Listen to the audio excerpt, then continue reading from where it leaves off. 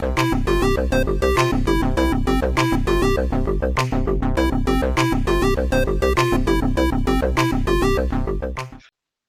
everyone to episode 8 of the Pixel Pals podcast with me, the Yorkshire Gamer, and Retro Sega 81. Hi everybody.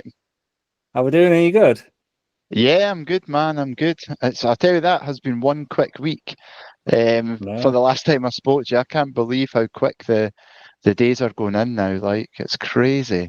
I was just thinking to myself earlier, like, I've not really heard from Dylan this week, but then, like I say, it's just gone so quick. I was the same. I was the same because I was sitting there thinking, when was the last time I spoke to you? And I don't think I've really spoke to you, because sometimes we message in between the week, but I can't even think if I have spoke to you. Yeah. I've not even really been up to anything exciting. Same, just work. Me too. Barbaring it. Well, yeah, this episode, we're doing things a bit differently because we've not just got one guest, we've actually got two guests. And it's actually two of our listeners who have contributed loads, especially in the first season, with questions that they've posed to us. So I'd like to introduce everyone to Shivers and Matt Heato4. Welcome in. How you doing? Hi, guys. Welcome, guys. Right. Hi, guys. You okay? Are we good? Yeah, we're not too bad. A good day, you two? 3, actually. I keep saying 2 because obviously it's just you two and the guest, but there's actually Matt as well. So I know, it's going to confuse 3 guests. It's going to confuse me as well. well. I do apologise, listeners. I can say there's 3 of us. I've got to remember there's 3, not 2. So yeah, all 3 of you had a good day then? Yeah, to be honest, I've just been working today, and just before I came on, I've just chowed down on a massive Chinese, so I might fall asleep. But it's not because of anything that you guys have done. It's just because my tummy is full. But don't. Well, I can probably beat that. I've been up since 4 o'clock. So. That's it. We'll have a competition so you can stay awake longest then between you and me. I apologise for you squeaking in the background. It's my dog. So. It's all good. Yeah, it'll just be Dylan and Matt. This episode will just be asleep in the chairs. We've got nobody to poke us either. We should have some sort of like electric things. If you fall asleep, your headphones buzz and keep you awake. That'll be fun. So yeah. What have you guys been playing recently out and out?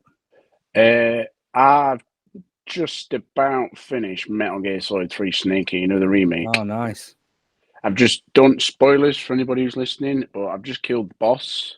I've just got onto the jet with Eva, where Ocelot jumps in. You have to do the old duel, and you've got to find out what's happening on that. And then I kind of had to jump off then because I had to get ready for work and get my little one ready for school.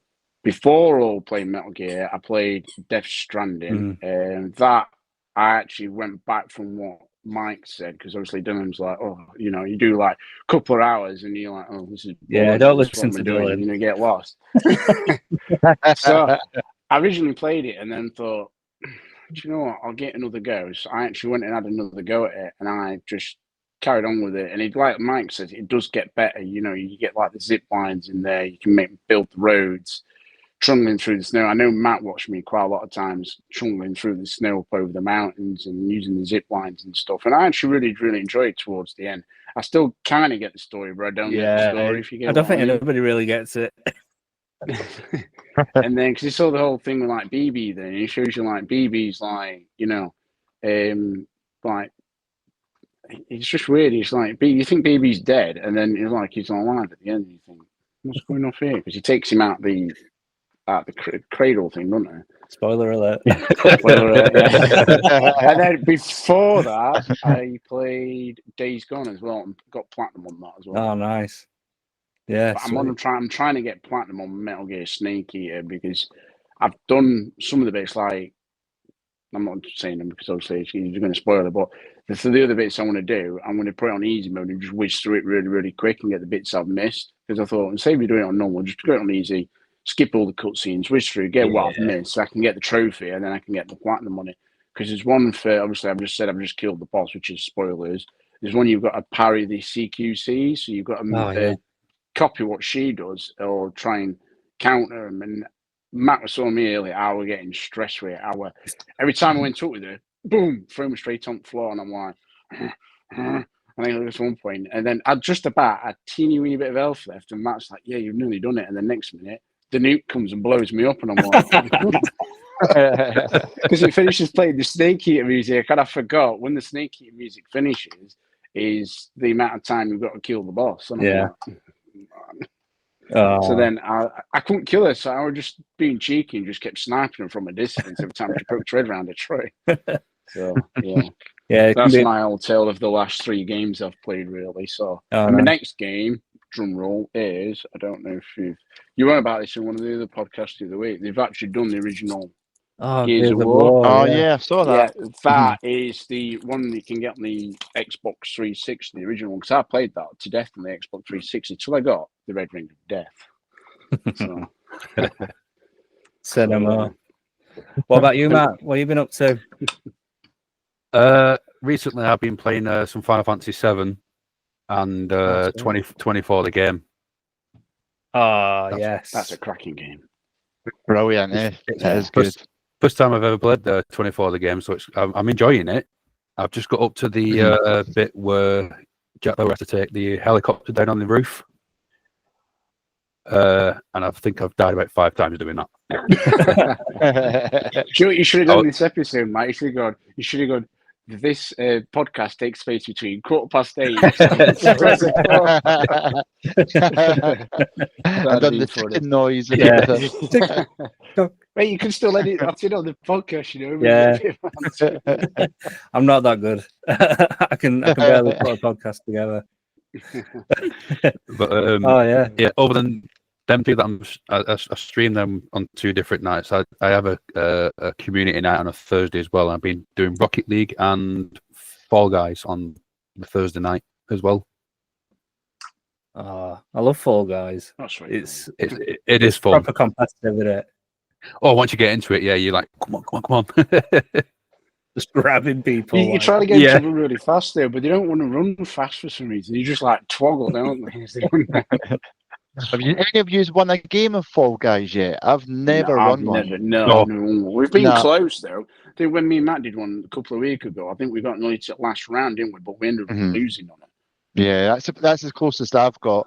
And it's like so frustrating because you think you're going to, then you panic and start thinking you're going to do it, and then no. Yeah, so there was one I think me and Matt were doing in the final, and it was like you have to stand on this thing, and it kept spinning around. You had to jump over it, and then I think we just got like knocked off, and I'm like, oh man, we could have won this. So it was just funny. Yeah, it's good fun, isn't it? It certainly is. Hey, Mike, do you remember when Mike's probably told you this story, Dylan, but when I went to Gulliver's Valley, Mike will know this one because you can see him laughing. This is for the viewers. I went to Gulliver's Valley with my missus and the little one, and you know when you're one of these people and you look in the distance, you go, I recognise that person. Is that so and so? You think, do I dare go and ask him or not? Make a fool of yourself. So then I walked up to Mike and I'm like, "You're the Yorkshire Gamer, aren't you?" And he went, "You're like, who are you?" Kind of thing. I went, "I'm Shivers," and you went, "Shivers." It was just weird because I didn't want to make a fool in case if it weren't you, I'd have looked over right and somebody going, "Really for that big guy to be like." Basically, I forgot what her name is. I saw somebody else from Rebecca Goodwin. You saw, Rebecca Goodwin. Because you sent me the picture, especially when you saw Shivers as well. Because I had never seen what Shivers looked like. I just knew the name, but I had never seen your face. Same with Matt as well. And then you had showed me the picture, and I was like, so that's what he looks like. Because I had never seen his face. Yeah, well, so I'm actually in my streams as well, so you can see me on camera apart from playing Metal Gear because I like to see the full screen on Metal Gear. So I'm not on camera for that. Yes, I were in canteen at Gulliver's, and we just had some chips or whatever. I don't know, with kids and that. And on the table across was Rebecca Goodwin. I'm like, I'm sure that's Rebecca Goodwin, and probably like Shivers did with me, like, I'm sure that's Yorkshire Gamer. Yeah. And she went outside and she left kids at table, so I think she went to go for a smoke or something. And I said to Mrs. I think that's Rebecca Goodwin. She goes, I think you're right. So I was on my way outside to ask if I could get a picture with her, just to show lads who I got a picture with. And then as I was walking out, I hear Yorkshire Gamer, and yeah, it was. I'm like, whoa, that's never happened before. Yeah, say it's the first time you've had somebody ask you that in public, can't you? Yeah. So, but and yeah, Matt's just Matt. So, I think when I first met you, I was streaming on Twitch. I was streaming Metal Gear Solid, and you used to come in all the time. Yeah, I do. But yeah, you used to come in all the time, and I'm like, oh yeah, all right, Shivers, welcome back. How you doing? And then when you said you were Shivers, I'm like, fucking hell, it's Shivers. This is the guy. Yeah.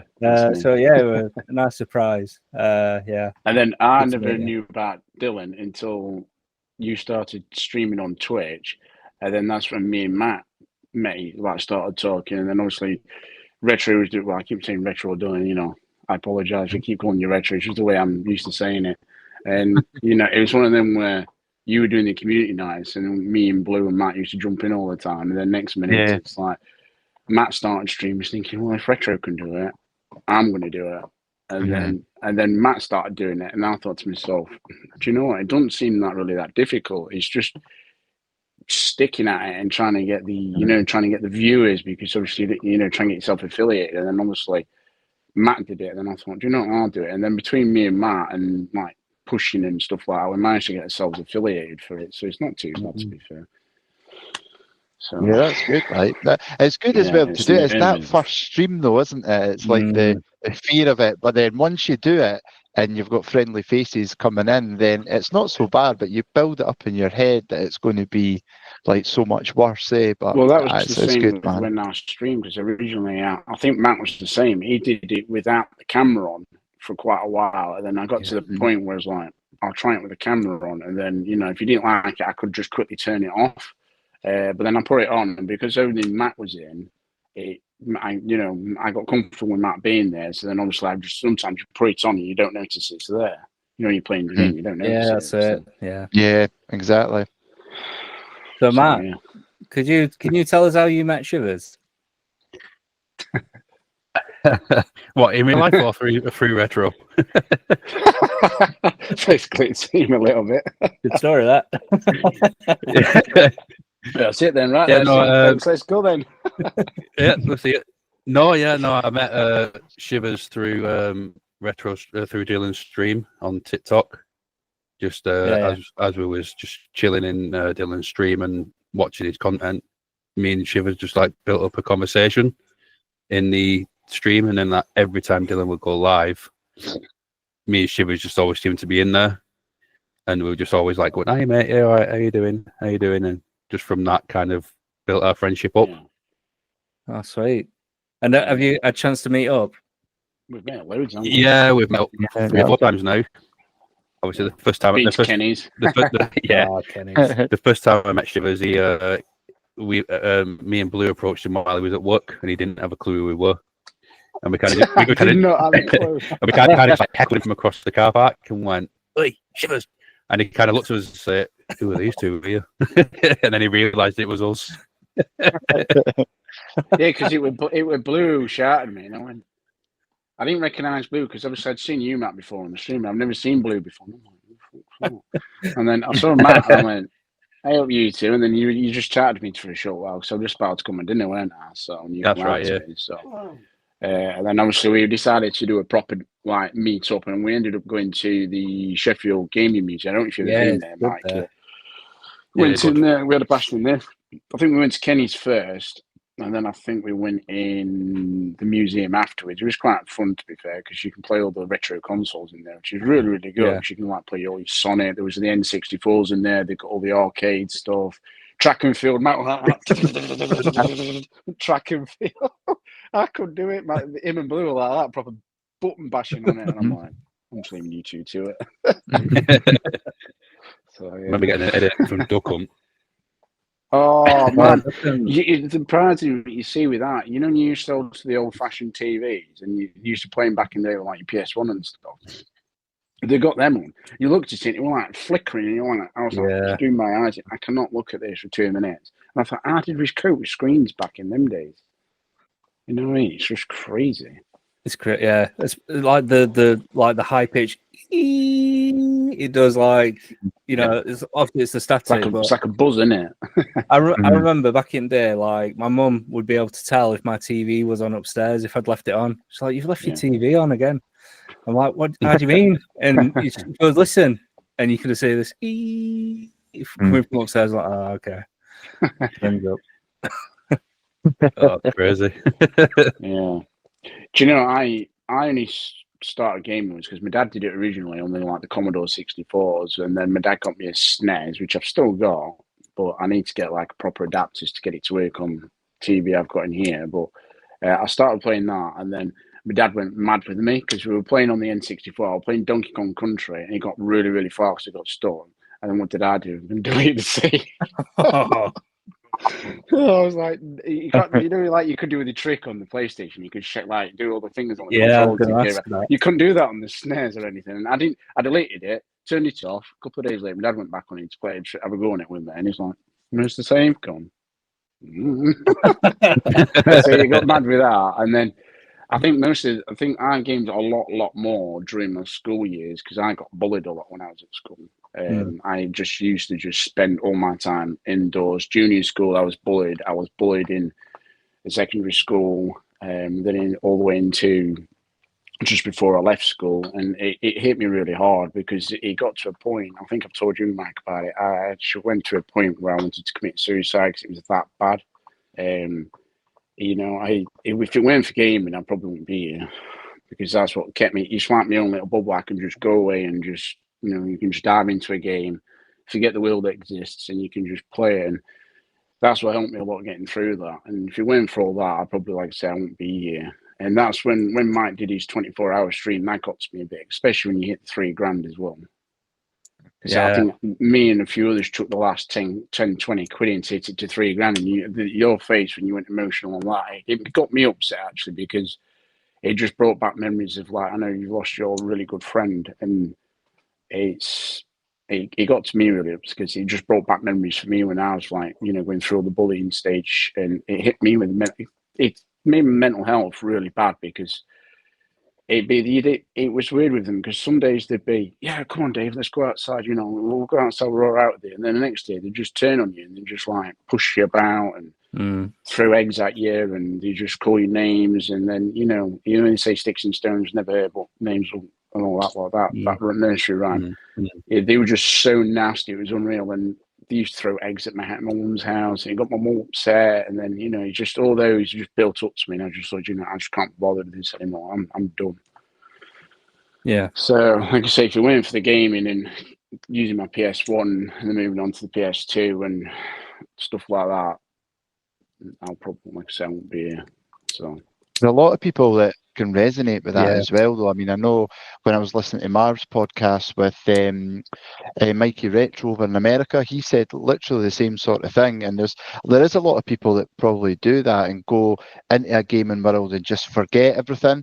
And I think unless you're like a gamer, somebody from the outside can't see how engrossed you can get in it.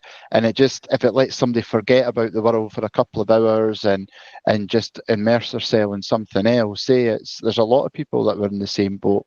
I mean, I wasn't bullied or anything like that growing up, but I did sort of lose myself into games and stuff. I'd much rather just keep my own company and sit and play games and stuff. My mum sometimes had to actually just try and chuck me out of the house because that's just what I love to do. You know what I mean? And exactly like you say, if it's making you happy and you're forgetting everything else, then obviously that is a good thing because it probably in a way has saved you, like you said. So it's quite a brave thing to talk about that. See, I don't game as much as I used to, but I still love gaming. I know, like, I'm 39 now, and it's just like, you know, I still play games. It's like my mum and dad got me the Metal Gear for my birthday. So what do you want? I said, well, I fancy the new Metal Gear remake. He said, oh, I'll get it for you because I've done a lot from recently. Because obviously with me being a mechanic myself in my job, my dad used to be one back in the day mechanic, but obviously because of his age, I do all their work for them on the cars. So I'll take it to work, do it for them. They've kind of as a thanks. Oh, yeah, we've got you that for your birthday. So. And they know, like, I game a lot. My missus is quite good with it. I tend to do it in the morning because at night time, by the time I've come home from work and the little one's got in bed and I've got home from work, I'm just knackered. I can't be bothered. I don't know if any of you guys are the same. You put a console and you go, "Oh, fancy playing that," and you go, "Oh, I'm just turning it off now. I can't be bothered." Yeah. I think that's it. When When you get to adulthood, like you don't realize just how tired and how much hard work it is just getting through day to day, like doing your 9 to 5 or your 8, 10, 12-hour shift. Yeah. And especially if you've got kids as well, it's because the attention or like you want to give them the attention rather than your video game, don't you? And then when they're in bed and asleep and stuff, you're like, yes, right, here's the time. Yeah. And then next week, you're like, even then you're just like, oh, maybe I'll get a cheeky half an hour in, and then like it's not like back in the day where you could just spend hours and hours on it. See, I tend to do it more in the morning because obviously when my missus gets up, I get up because I let the dog out and I make a coffee for her to take to work, and then I'm already up. And I thought, well, while the little one's still asleep and I'm awake, because obviously I've been asleep and a bit more awake, I can jump on the PS5 for a couple of hours until it's time for work. And I've seen you been in a few times, Mike. Say, hey, how are you going? And you saw me playing a bit of Days Gone and you've come in and stuff like that. So it's just like, that's only the early times I get to play. That's probably why my views aren't so high, because everybody in the UK are asleep. But then you think you might get the American market coming because obviously they're behind us. Yeah. But it's weird though, because I've seen other people play, like one of Matt's friends, she streams, and she streamed that Detroit game for the PS. Detroit, I think it was on the PS4, Detroit one. Yeah. And when you go back to look at her views, she's got like 93 views. But then I've like streamed Metal Gear, and you go back into your Twitch stream, and there's only like 10 people have viewed it. And you're like, why? What's the difference between an old game and a new game? When people think, oh, it's a remake, I want to sit and watch that, but I don't know why it does that. I don't know if it's the algorithms in Twitch. I don't know if you guys. Tough, though, I think Twitch is really, really tough. I mean, I don't know how you find it as well, Matt, but I don't know how you get a push on Twitch to get like the viewers in, and I don't know if it's down to consistency or like you're talking about there, maybe the game you're playing. I don't know how you find it, Matt, as well, but I found it really tough. Like I think that's why I probably don't go on it as much now. Yeah, there is some nights where it will literally just probably be like the likes of Shivers and a couple of the other ones who come in to support me. Funnily enough, the game that I've found that attracts the most people is Among Us. Yeah, I'll be playing that, and you always get people coming and saying, "Can we jump in? Can we jump in?" And they follow you and stuff like that. But it's weird how they know you're on Twitch, though. That's the problem. It's like you come into your stream, and you're thinking, well, I don't know, you're streaming, because even though we're commenting in the in-game chat, it's like they know you're streaming, and they're not even thinking, well, how do they know we're streaming? It's just weird. Yeah. But yeah, I think it is probably sometimes the game that you might be playing and how it probably gets pushed out into the actual algorithm, as you said. Yeah. I wonder, especially with a game like Metal Gear Solid Delta, I reckon everybody's streaming that, aren't they? So I think it's it's going to water it down as to who's going to get those views. But if at the same time someone's playing Detroit, that's like a 10, 15-year-old game now, isn't it? Something daft like that. Maybe not that long, but if not a lot of people are playing that, people might go, oh yeah, I remember that game. I'll see what decisions they make on that. So that could be another reason as well. Well, I want to play Heavy Rain again. Oh yes, I had that original PS3, and I got the origamis. Yeah, the origami. Yeah, I have one of them with the PS3. It come as a little insert and thing. You could make it up, and I think it made like a little swan or something on it. Yeah, and then for some strange reason, I got rid of it. I was like, mine's still in my case. Like I've made it, and then I've folded it back into my case. Yeah, but I should put it on shelf or something, but I'm scared I'll lose it or dog will have it or something. Did you see the thing about Konami? They're asking viewers to choose the next Metal Gear game. So you can choose. Yeah, it was on. They're doing it at the Tokyo Game Show. So they basically said the options are Metal Gear, the arcade Metal Gear 2, Solid Snake. Then they said Metal Gear with Shadow Moses. Then they said Metal Gear 2, Metal Gear 4, Metal Gear 5, and then obviously Patriot as well. Not Patriot, the Phantom Pain. Yeah. Then they said they want to do giving you an option to choose Peace Walker as well. I think a lot of people will go for Peace Walker. To be honest, I've never played it. Like Peace Walker's all right, but it comes up with like cartoons, cutscenes, and I think people should get rid of that and then put normal cutscenes in it. I'd really like to see the first Metal Gear and Metal Gear 2, not the PlayStation version, but the arcade. Yeah. I think those as remakes, if they like do it like they've done with Delta, that'd be awesome because people get to experience it from this generation, if that makes sense. Because you could have Big Boss and Snake in that, because obviously Metal Gear 2 Solid Snake is obviously Solid Snake. So then you could bring David Hayter back to do the voice for Solid Snake again. Because he makes the best Snake. Yeah. I don't care what anybody says.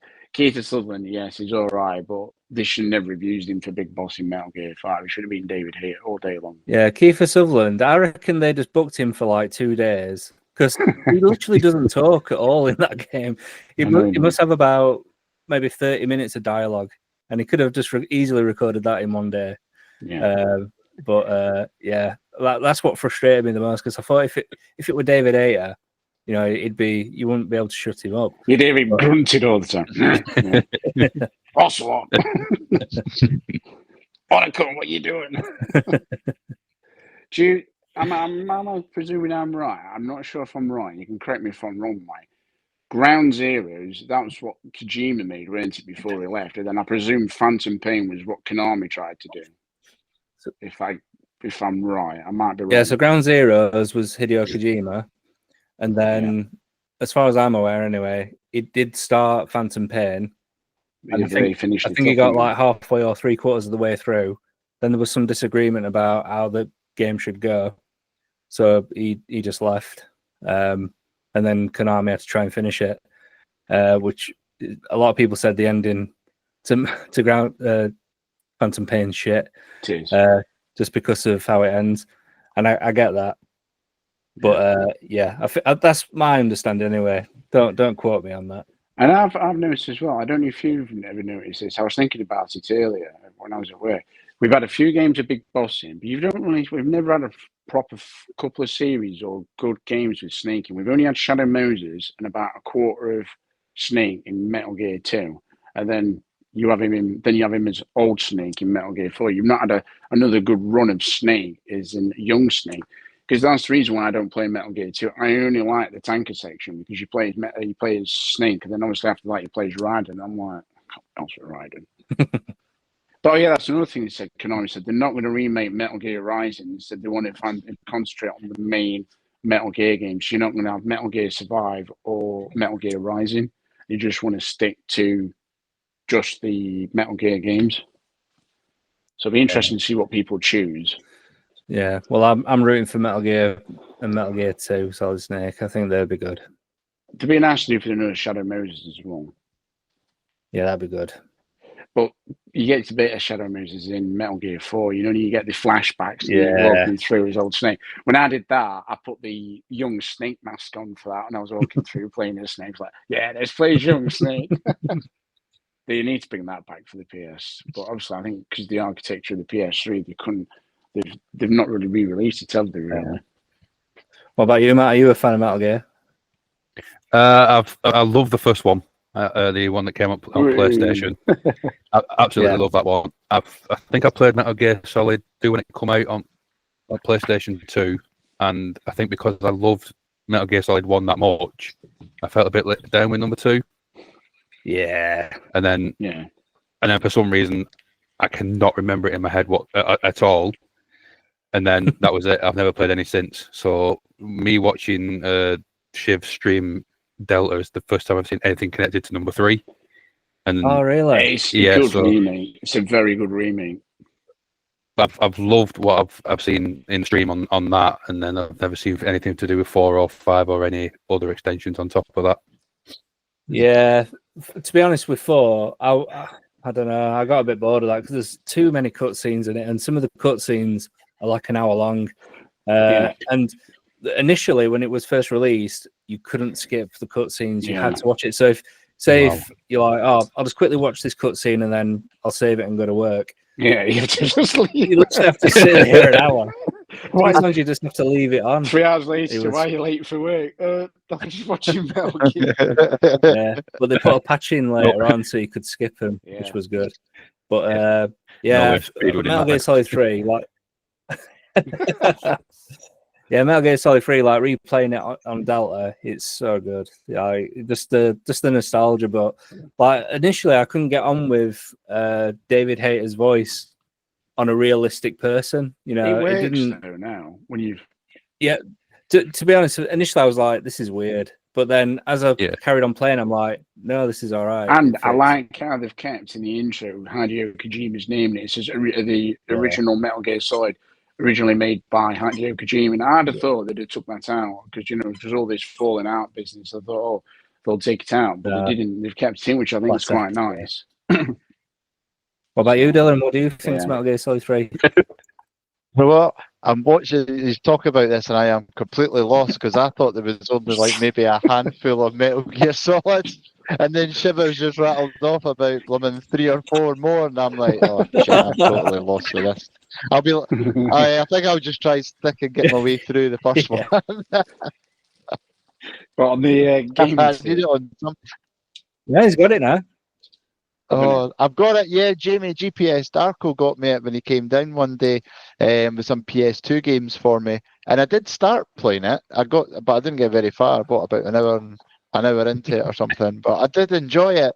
But then I got LMA Manager. Well, and I've got the one that Dylan's got, which not Dylan, sorry, the one what Mike's got, and it's the one which has got the demo disc for Silent Hill. Oh yeah. I managed to get this one from Kenny's, and it's actually, when you look at the discs, these discs are actually in mint condition. They've got no scratches on them whatsoever. So I don't think anybody's ever played this. That's the way you want it, isn't it? That's a good copy of it. Because you say the back one's the Silent Hill disc. Yeah, that alone, I've seen people selling that for like 20 quid, just the demo. Wow. See that? I've just pulled that out. I don't know if you can see it on there, but there is no scratches on that whatsoever. Look. I can see Dylan's reflection. That's what I thought. It's my big forehead. Oh, yeah, he's got the codec number as well on the back. Yeah, on the back of the CD case. I was having a laugh with Matt about that this morning. I was reading something about people when they were buying chip PS1s and stuff, and they were downloading copies of Metal Gear, and the people used to run to Blockbusters. But my dad cheated with mine. All he did was he just write the code. Somebody wrote the codec number online, and he just went and wrote the codec number on the disc. So all you do is just open the disc, tap the codec number, and then So you're off. do that one, or you're off. So yeah, it's kind of funny. Right. But most of my chip PS2s don't work anymore. Well, chip PS1 games, I've got quite a lot of them, but because the discs are deteriorating, because they're copied ones, Yeah. they're not. Some of them aren't working anymore. So yeah, that's the thing with counterfeit products. We can't. Me and Dylan can't say, "Oh, we've got emulators left, right, and centre. We've got them coming out of every orifice." Yeah, I'm sure there's none behind me. I think I'm safe. You're safe for now. Right. Well, I think it's time that we do a quiz. So, I've made 2 quizzes today. So, but this one's based mainly around Shivers streaming. So, Pressure. This game is called Strand or Gone. Well, or neither. Stranding and Days Gone, basically. Yeah, exactly. So, this quiz is about. This quiz is about Death Stranding and Days Gone. So what I'm going to do, I'm going to name something, and you've got to tell me, all 3 of you, you've got to tell me whether it's just in Days Gone, it's just in Death Stranding, or if it's in both of them, or if it's in none of them. Can I cheat and go through all my streams again from last time? No cheating, you'll get disqualified. I'm only kidding. I'm saying I'm played Days Gone since what we in now? September, about May time. Well, Dylan, he's played about 3 hours of Death Stranding, so he should be all right. And then he should be up to scratch then. What about you, Matt? Have you played him? Or have you just watched Shivers? I've just watched Shivers playing them, so I'll have to say a couple of memories from that. Yeah. Well, text me. Who's that character again? Just so you can get some inside info. Well, what I'll do, I'm watching you, Matt.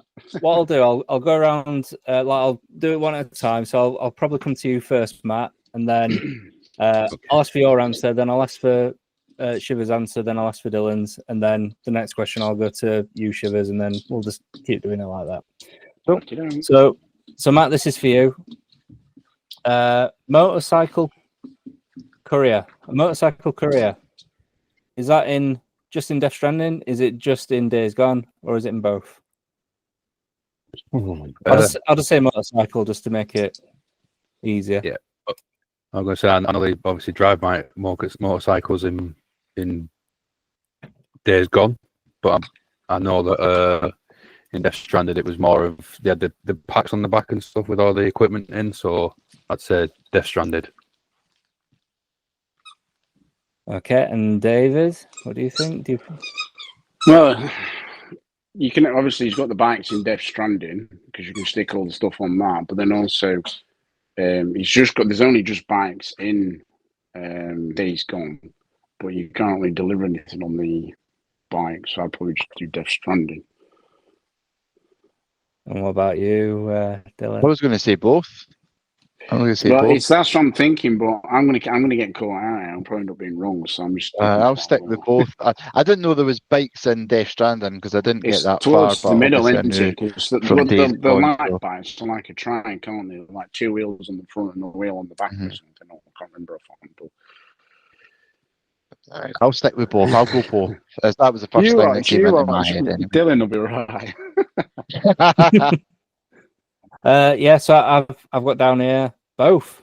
So Deacon rides a bike, and Sam Bridges technically rides a type of bike. So it would be both, I guess. So, but he doesn't deliver anything on Days Gone, though, does he? Does he not? Because he's not really a courier, though, is he? In Days Gone, as such. Well, he delivers justice to zombies. That's what he's delivering. You have his mate on the bike, but I can't remember his name now. Loses his own. Can't come back to me. Boozer. You help him on the bike. Boozer, that's the one. You help him out, but you don't really deliver. He's never packed anything on the back of his bike. I could be wrong. All right. Well, we'll say that was a practice round then, just for Shivers. All right. So we'll come to you this time, Shivers. So the Reaper, is that in Days Gone? Is it in Death Stranding, or is it in both, or is it in none? I'd say that's Days Gone. What about you, Dylan? The Reapers know they things at the beginning of Death Stranding. No, like the big tall things. Is that not what they were called? I can't remember. I'll say Death Stranding because I can't remember Reapers being in Days Gone. People in the Horde, you see, but I might be wrong. Oh yeah, the big guys. Oh shit, that's a point. I'll stick with Death Stranding. I'll stick that. What about you, Matt? What do you think? I think it's none. I think that's probably something from like The Last of Us or something like that. But again, I never played either, so. So the correct answer is it's in none. So it sounds ominous, but not from either game. Could be mistaken for a Ripper. A Ripper is in Days Gone. Oh yeah, that's probably what I'm thinking. Obviously, yeah, a Ripper. Not doing very well here, am I? Well, we're only. So this one will come to you, Dylan. Chiral allergy. I'll say Death Stranding. Okay, and what about you, Matt? Yeah, I'd probably say Death Stranding as well. What do we think, Shivers? What was it? Chiral allergy. I'm going to go Days Gone with all. So the correct answer is Death Stranding. So it's a symptom of dooms not present in Days Gone. I'm thinking of because the spores was going around and obviously making people Yeah. That's what I was thinking. That's what I was thinking of on Days Gone. You see. Yeah, so chiral is that like gold stuff that grows out of the ground. So Yeah. apparently some people can get allergic to it and get dooms, whatever that is. Right, we'll come back to you then, Matt. So the blackout. Is that in Days Gone? Is it in Death Stranding? Is it in both or is it in none?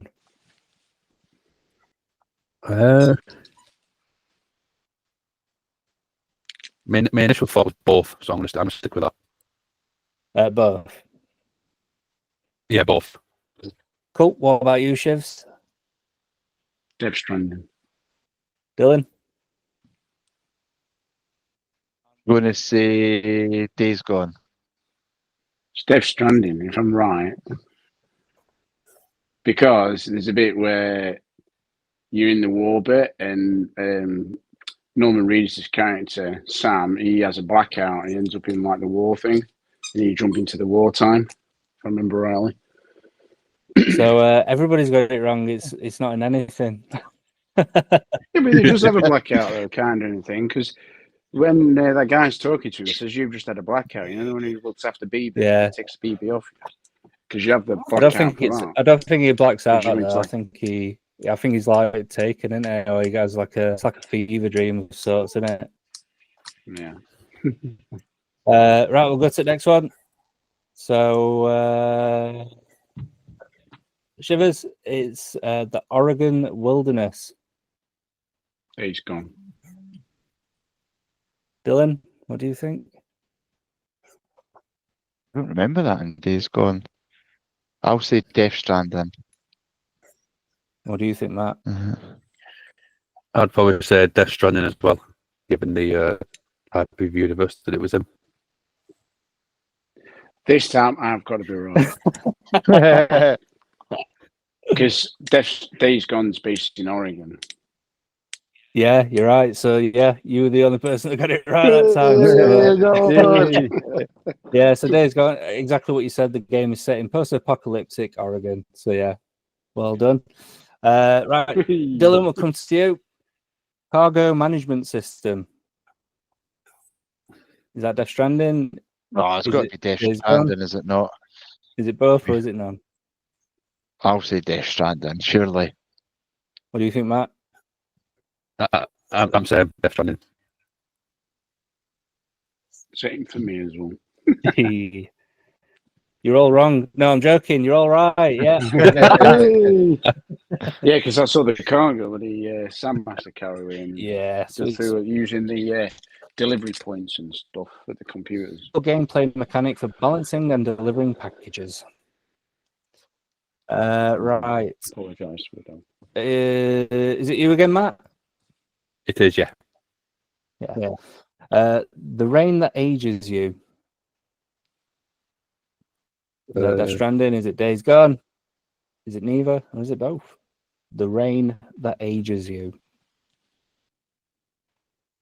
I can't remember any rain in Days Gone. I'm gonna say none because that was my initial reaction. None. Cool. What about you, Shivs? What do you think? I'm going none with that one, I think, as well. And Dylan, what do you think? I'll say Death Stranding just to be different. See, I was thinking Death Stranding, but I'm wrong because they do have the rain in there. But no, when you get the rain, it brings on the all that black stuff that comes out from the ground and gets you and stuff. I can't remember which called it well since I played Death Stranding. So the answer is Death Stranding. Yeah, so it's called Timefall, and it goes as rapid aging. Yeah, so I think there's like a cutscene. There's a cutscene right at the beginning where they're like holding their breath and try not to like be seen by this big, handprints and stuff. But one of them gets like rain all over him, and he turns like really old really quickly, and that's because of the time fall. Is that why Sam's always got his hood up in the game? Yeah. So whenever it rains, his hood just goes, and then holds his breath, doesn't it, when you get going? Yeah.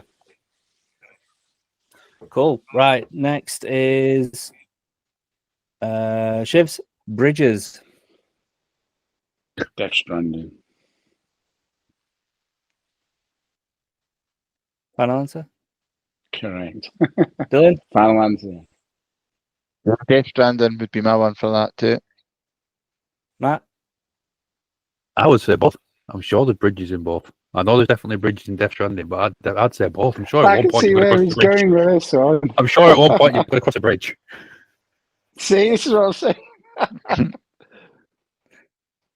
Okay, so yeah, the answer is both. So in Death Stranding, the corporation is called Bridges, and he does build bridges as well. And yeah, as Matt says, in Days Gone, Yeah, there are literal Mike, you were being bridges. crafty with that one. Well, that'd be a sneaky one. that's a sneaky, cheeky one. And then when Matt thought about it, because he's had a chance to think about it, he's come up with. That's why I said, "Are you sure? Is that your final answer?" Yeah. I have been up since 4 o'clock, don't forget. So. No, I don't blame you, mate. Yeah. Right, Dylan. BTs. Oh, that's Death Stranding, isn't it? Do you think so, Matt? Yeah, I agree. Death Stranding. Jibs? Yeah, the old British Telecom. Yeah, I'll go with that. BTs. Yeah, so BTs are in Death Stranding, so beached things, ghostly entities from the other side. Yeah. Cool. Right, Matt. The Horde. That's Days Gone. That's got to be Days Gone. And Shivs, what do you think? Yeah, Days Gone for a Horde on that. Going as well. Correctamungo, yeah. So the Horde, yeah, massive group of freakers that roam the map. Yeah. Right, we've got two more, and currently the scores are: we've got Matt on 6, Dylan on 5, and Shiv on 4. So let's say these last two are worth 2 points apiece. Oh, Right then. Right, I get my thinking cap on. Is it you now, Dylan? Yeah, I think it is. yeah, I think so. Yeah, I think so. The Pale Ones. Is it in Days Gone? Is it in Death Stranding? Is it in both, or is it in neither? The Pale I'm Ones. going to say neither. What do you think, Matt? Yeah, I agree. It's none. Shivs? That's what I reckon, because I can't think of anything called that in Days Gone or Death Stranding, so I'm going to say neither as well. Yeah, you're all correct. So could be mistaken for BTs or freakers, but not from either game. Yep.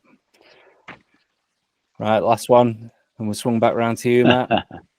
The Order of Silence. Is that in Death Stranding? Is it in Days Gone? Is it in both, or is it in neither? The Order of Silence. Order of Silence.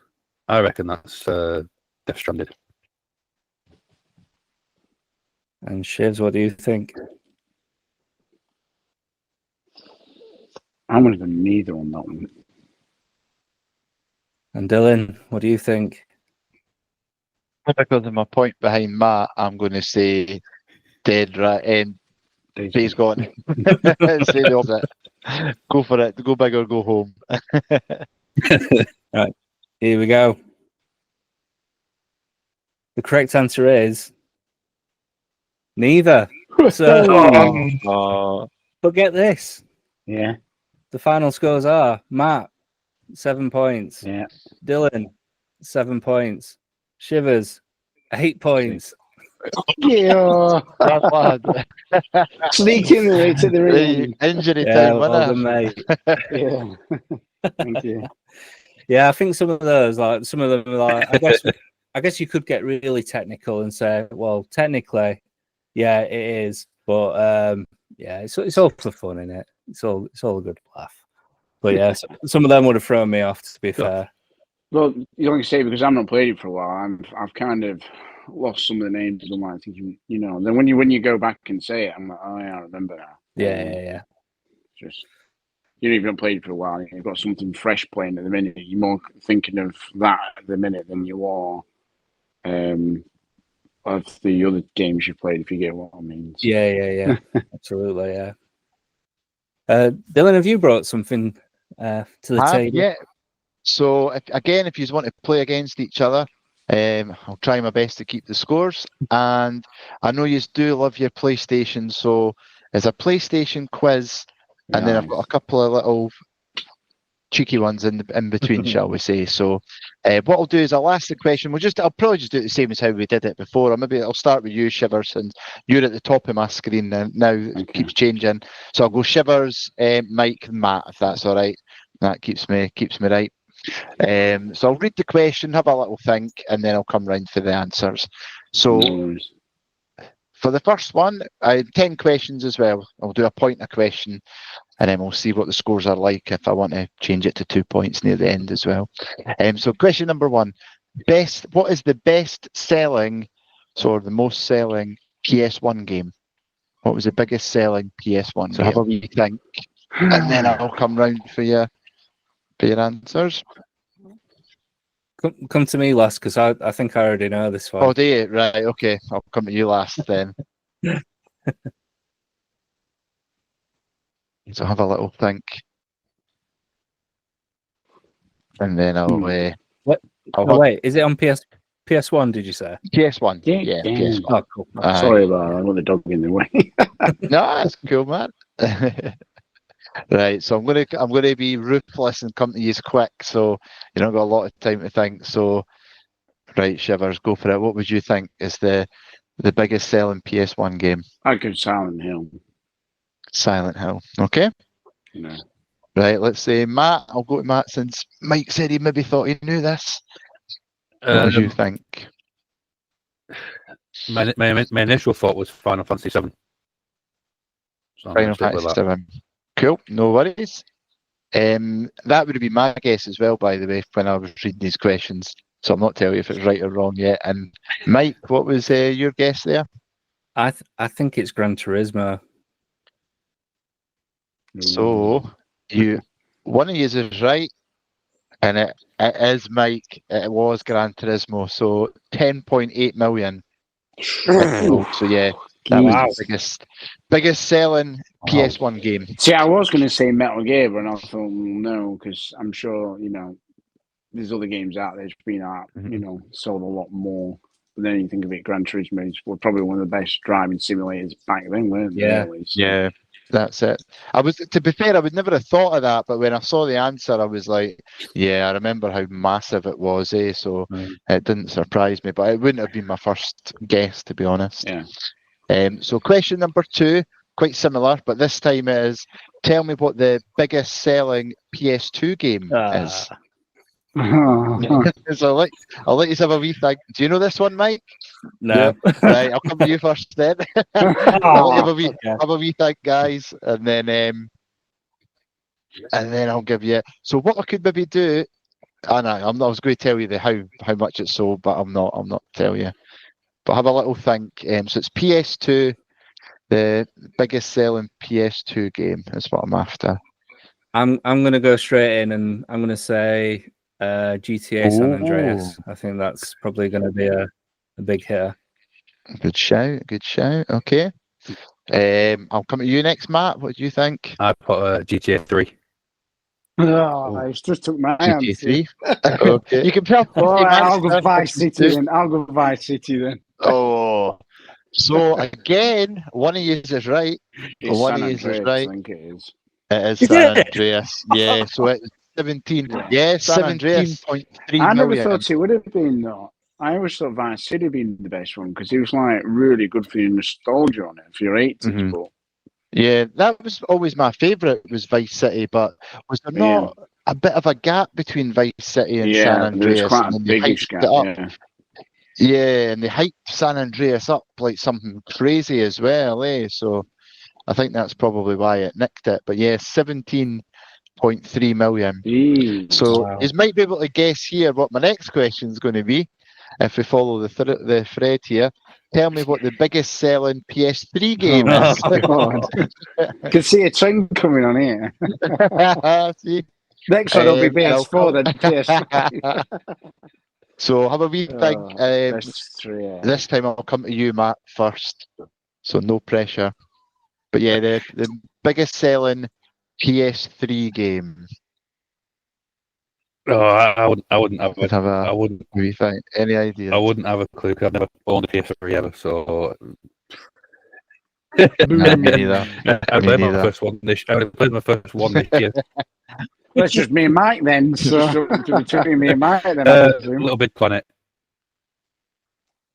Little Big Planet, no problem. What are you thinking, Shivers? You got a get I'd say answer for Red this Dead one? Redemption. Oh, that's a good shout. Okay. And Mike, what do you think? I'm gonna stick with the Grand Theft Auto theme. I'm gonna say Grand Theft Auto 4. Oh, so one of you is very close, and you might kick yourself, but it was actually GTA 5. What? On the PS3? Yeah. 19.4 million. 19.4 million Wow. it raked in. So very, very close there, Mike. There's the metal. That's the PS3 copy I've got. That's the metal tin version with the collector's edition. Yeah, that's the PS3 one. Cool, right? Cool. I have got the big box for it, but I'll have to do that, and I'll have to just do a video and stick it in the WhatsApp chat for that because it's quite a big box. It's like a security. I don't know if you've ever seen the PS3 one. The PS3 one's got like a security key, and that's the GTA 4. And the GTA 5 one it's got like a cap. It's got like a bag with it. It's like a money bag and stuff like that with it, and it's got like a map and like a blueprints to the city and stuff like that, and a key, which is quite cool. The GTA 4, the GTA 4 one is like a box you get in the bank. You know, you open the bank, like a wall box, like a safety deposit box. Comes with that, and that's got like a little duffel bag in it, and like the artwork of GTA 4 and stuff like that. But like I say, they are quite big to get out. So I'm gonna get 5 minutes one day. I'll take a picture and I'll show it in the group chat for you to look at. Yeah, that'd be cool. Cool. Yeah, sounds good. Right, so we'll go to the next one here. Question number 4 then is, what was the last game to be released on PS2 back in 2013? So I'll come to you first, Shivers. I think I'm back at, but have a wee think. So it was in 2013, and it was the last game that was released on PS2. I'll give you a bit of a clue. Since it's stumped faces I'm getting here, I'll be honest, I wouldn't have guessed this anyway. But I'm looking at my PS2 collection here. It's a sports game. It's a sports game. So think sports games. I'd probably go FIFA, but I don't know what the last FIFA was on there though. Okay, I'll give you that. I'll let you say FIFA if you want to say FIFA. That because I don't know what last FIFA was on the PS2. You see, so. Right. So I can't say FIFA 98 because I don't know if 98 was on the PS1. so I can't really remember offhand, but I'll go with just FIFA. I'll give you that. That covers all of the bases. I'll give you any FIFA, that's fine. What do you think, Mike? What would your guess be? To be honest, before you said sports game, I was thinking FIFA 14. I was thinking, but then when you said sports, that sealed the deal for me. I thought, right, I'm going to say FIFA. Yeah, so FIFA. Cool. No worries. Yeah. What about yourself, Matt? Yeah, probably the FIFA title. FIFA as well. So you are all very close, but believe it or not, it was actually Pro Evo. I forgot about 2014. That's the last game that was released on PS2. So I was waiting to see if somebody was going to then say Pro Evo, but just was to be a bit the very last ever game was released then? That's what it says, yeah, when I Googled it and ChatGPT'd it or co-piloted it, whatever one I can't remember I use now. Yeah, last game released on PS2 was Pro Evo 2014, believe it or not. I bet that's well. Again, I would have guessed FIFA as well, if I'm perfectly honest. I probably would have said they've FIFA done so many FIFAs, haven't they? So. I know.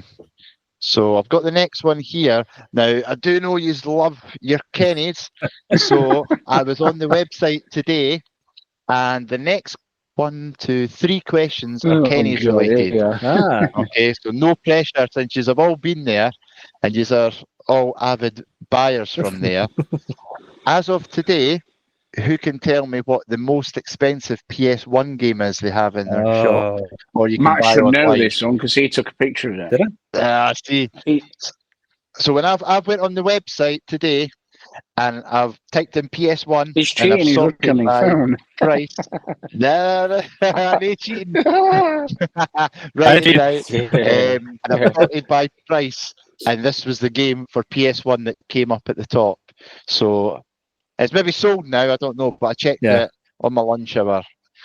So have a wee think. I would never get this either, by the way. So I've got. Is it mean to go first this time? Yep, it will be. Aye. The only game that I can think of is a game called Kingsfield, and I don't know if he's still got it. But that's right. Okay. Last time I went in, I'm pretty sure that was the most expensive one. Right. Okay. I can't think so. I can't think of one at that price. Rolling off the top of my head, so so I'll just pass at that one. I don't know. Any idea, Matt? I do remember seeing one. I think it was about 130 quid, but I can't remember for the life of me what name it is. I cannot remember what it's called. No. But what I'll do is I'll change this question up slightly. So you are right, Mike. You are actually right, and it is Kingsfield. So I'm going to give you the point for that. But Nice. I want you to quickly shout out to me. How much is it?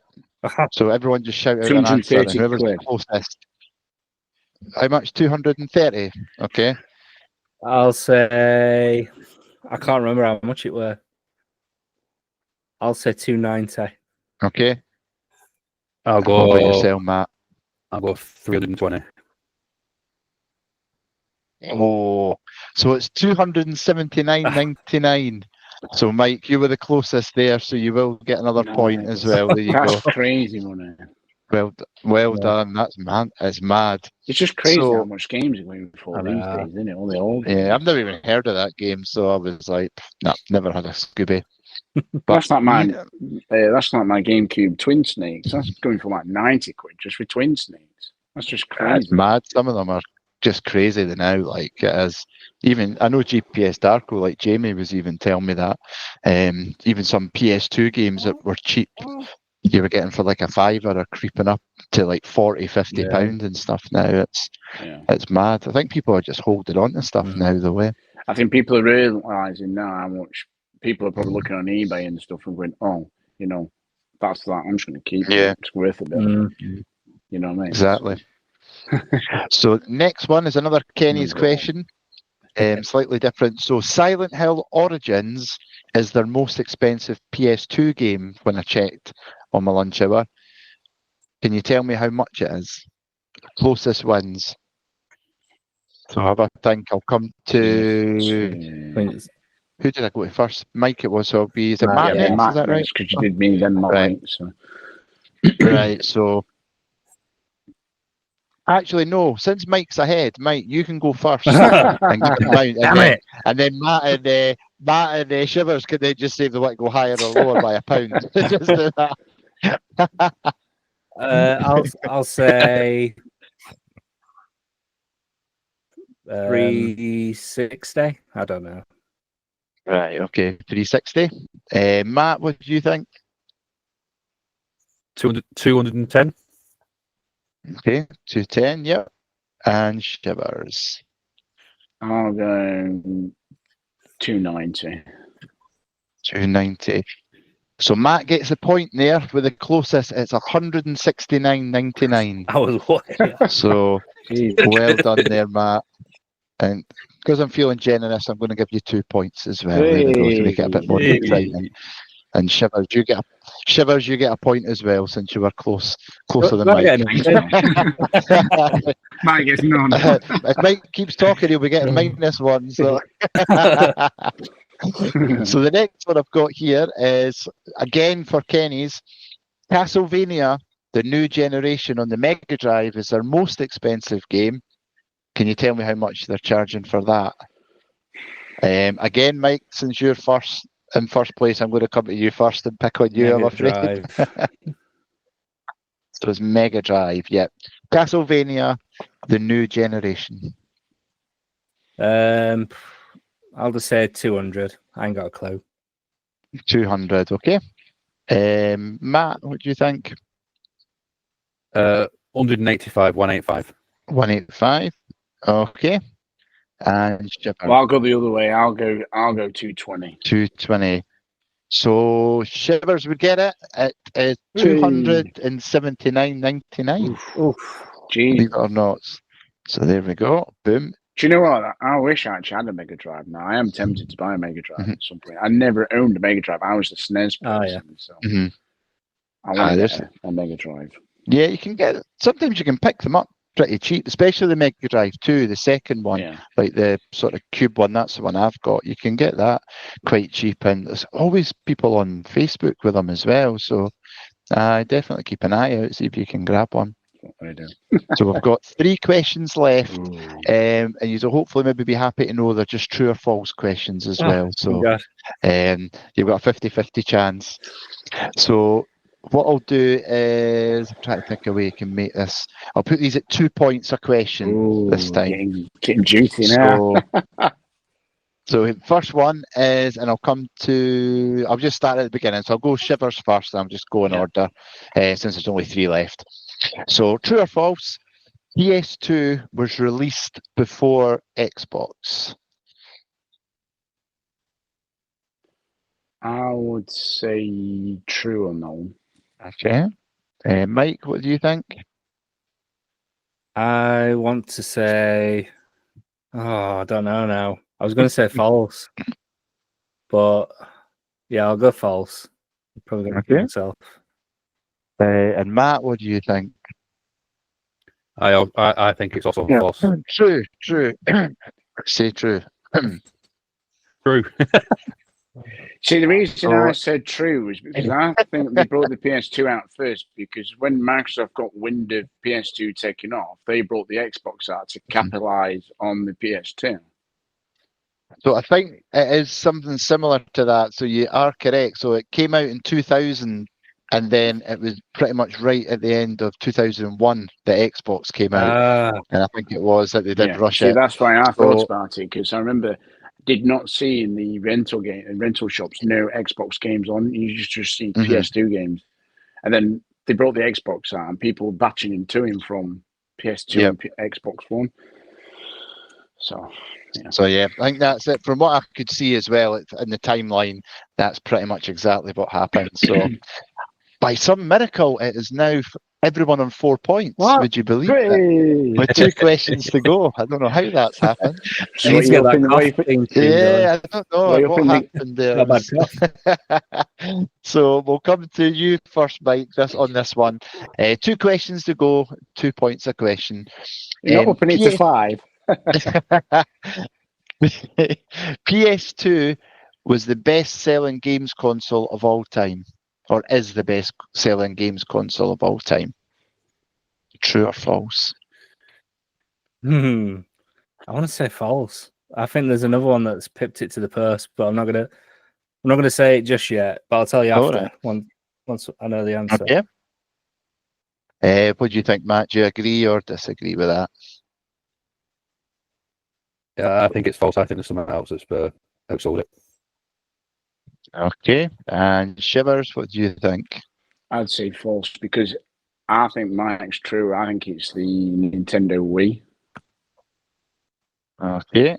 That's fine. So is that what you were thinking then, Mike? Yeah, I was thinking the Wii. Yeah, because literally everybody's gran and I've got one, but it don't work anymore. So the laser's gone in mine.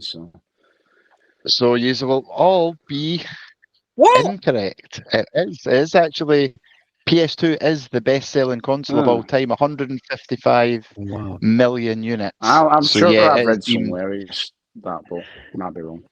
I'm gonna get I double-checked it. I double-checked it.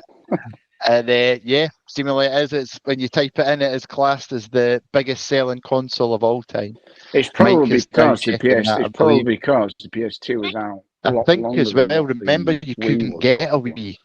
Remember, like when they sold out and they couldn't churn them out quick enough, much like the PS5.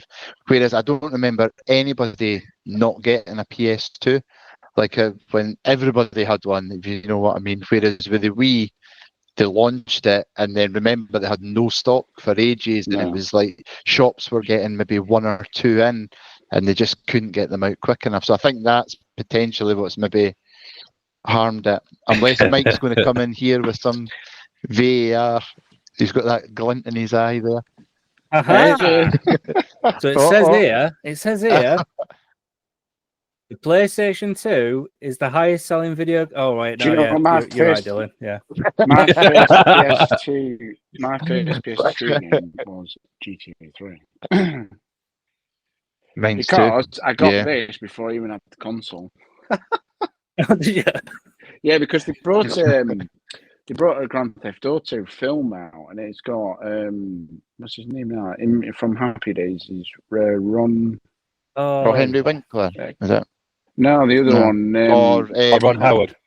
Yeah, Ron Howard. director. I think he's in it. And that came as a double, so I got that on the DVD and the GTA 3 with it. I've got the game somewhere up on that lot, but I got that, and then I was had to wait another couple of months so I got enough money to buy the PS2. But I bought that first because I didn't want it getting sold out when I got my PS2. I was like, getting that right, I'm having that, and then I'm just sat there looking at the box like, can't play this. Nice. So we've got one question left now, and it's all square still. So who's going to be the brave one here? And I think it's Matt, if I remember right. You're going to be first one up here. And it's a Final Fantasy question. And it's Final Fantasy VII was originally developed for N64.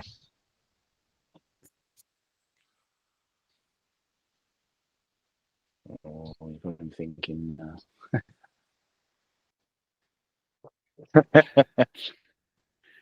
something inside is telling me that's true. Because if I remember correctly, all the ones before it were all for Nintendo, and this was the first one that came out on the PlayStation, I think, before they brought out 6 and Anthology. So I'm going to say true. I could be wrong with my I could be wrong with my history, but yeah, I'm saying true. Cool, no problem. Shivers, what are you thinking on that one? I've never really played Final Fantasy, so you're all going to be shocked at that. So I'll just go false to that one. So. False, okay. Yeah. What about yourself, Mike? Yeah, I think that might be true. I'm pretty sure it might have. I don't know. I might have read something not quite recently that it was supposed to be on N64 or a Nintendo console, but I can't remember if it was Final Fantasy VII or a different game. So I'm going to say true and wing it. You'll not be surprised to know that one of these is right. Just one. And it is false. So it was planned for N64, but due to storage limitations, Square Enix moved it to PS1 so they could get the CD-ROM format for enough, obviously, storage on it. So, yeah, it is actually false. See, I've always thought of Final Fantasy always been on the PS1. I've never known it on any of the consoles, so that's why I thought false, because I had an N64 and I never heard of any Final Fantasy going on there. See, so I was like, that's why I went for false. There you go. So that is basically right again with an injury time winner. Shivers, well done, my man. That's Shivers. You've got Matt and Mike on 4 points. So well done, everybody. Shivs. Retro's giving I'm me going to say, how much have you paid him? How much did you pay him? Don't tell him, Shivs. That's between me and Dylan. Exactly. We'll keep that for later on. And that's it. Thank you for that. Do you know what? Good job. Well done. Actually never said what he's been playing this week. If you only first started, you never actually said what you've been playing. Believe it or not, I've not actually played anything this week. So since I last spoke to Mike, I've not played anything, but I have been watching. I've binged Alien Earth, you know, the TV show. I've got one episode of that. I think if the new episodes drop this week, I can't remember what day it dropped. So I've just got that to watch, and I've watched No Retreat, No Surrender. If you've seen that, the 80s, the most cheesiest action movie ever. With I think it was Van Damme's first ever movie, actually. I've seen it like a million times, but I've watched it again, and Nightmare on Elm Street I've sat and watched, and I'm just about an hour into the original Dawn of the Good Dead. film. I don't know if you've ever seen that. I've seen that. I think is it 1970s? Is it the end of the 70s? I can't remember. Begin the 80s. But I love the movie, so I started watching it. I found the sort of director's cut version of it. It's on Prime Video. So yeah, I don't know if I've ever seen the director's cut or if I've just seen the normal one. So yeah, I've been watching movies. I've been a bit of a movie buff this week. Nice. Is it any good, that Alien Earth? Well, but it's good, yeah. And I wasn't really too fussed to watch it until I saw, obviously, Retrobite and GPS and obviously Tony and that all talking about it. And then I tried to dodge the chat in case they ruined anything, but then a few times they said, "Oh, it's been a good episode. It's been." So I thought, "Oh, you know what? I'm going to start watching it. If you like the movies, you'll like it. It is good. I'm not ruining anything for it, but the concept of it's quite cool. I'm not sure where it all sits, in the timelines with the movies and stuff. I'm not really too sure, but I think the last episode of this season, if it's not been on already, it might be tomorrow or Thursday. I can't remember when it drops. But if you like the movies, you would definitely like the program. I think I'm enjoying it anyway. Is it on Disney? It's on, because it's the Disney. Yeah.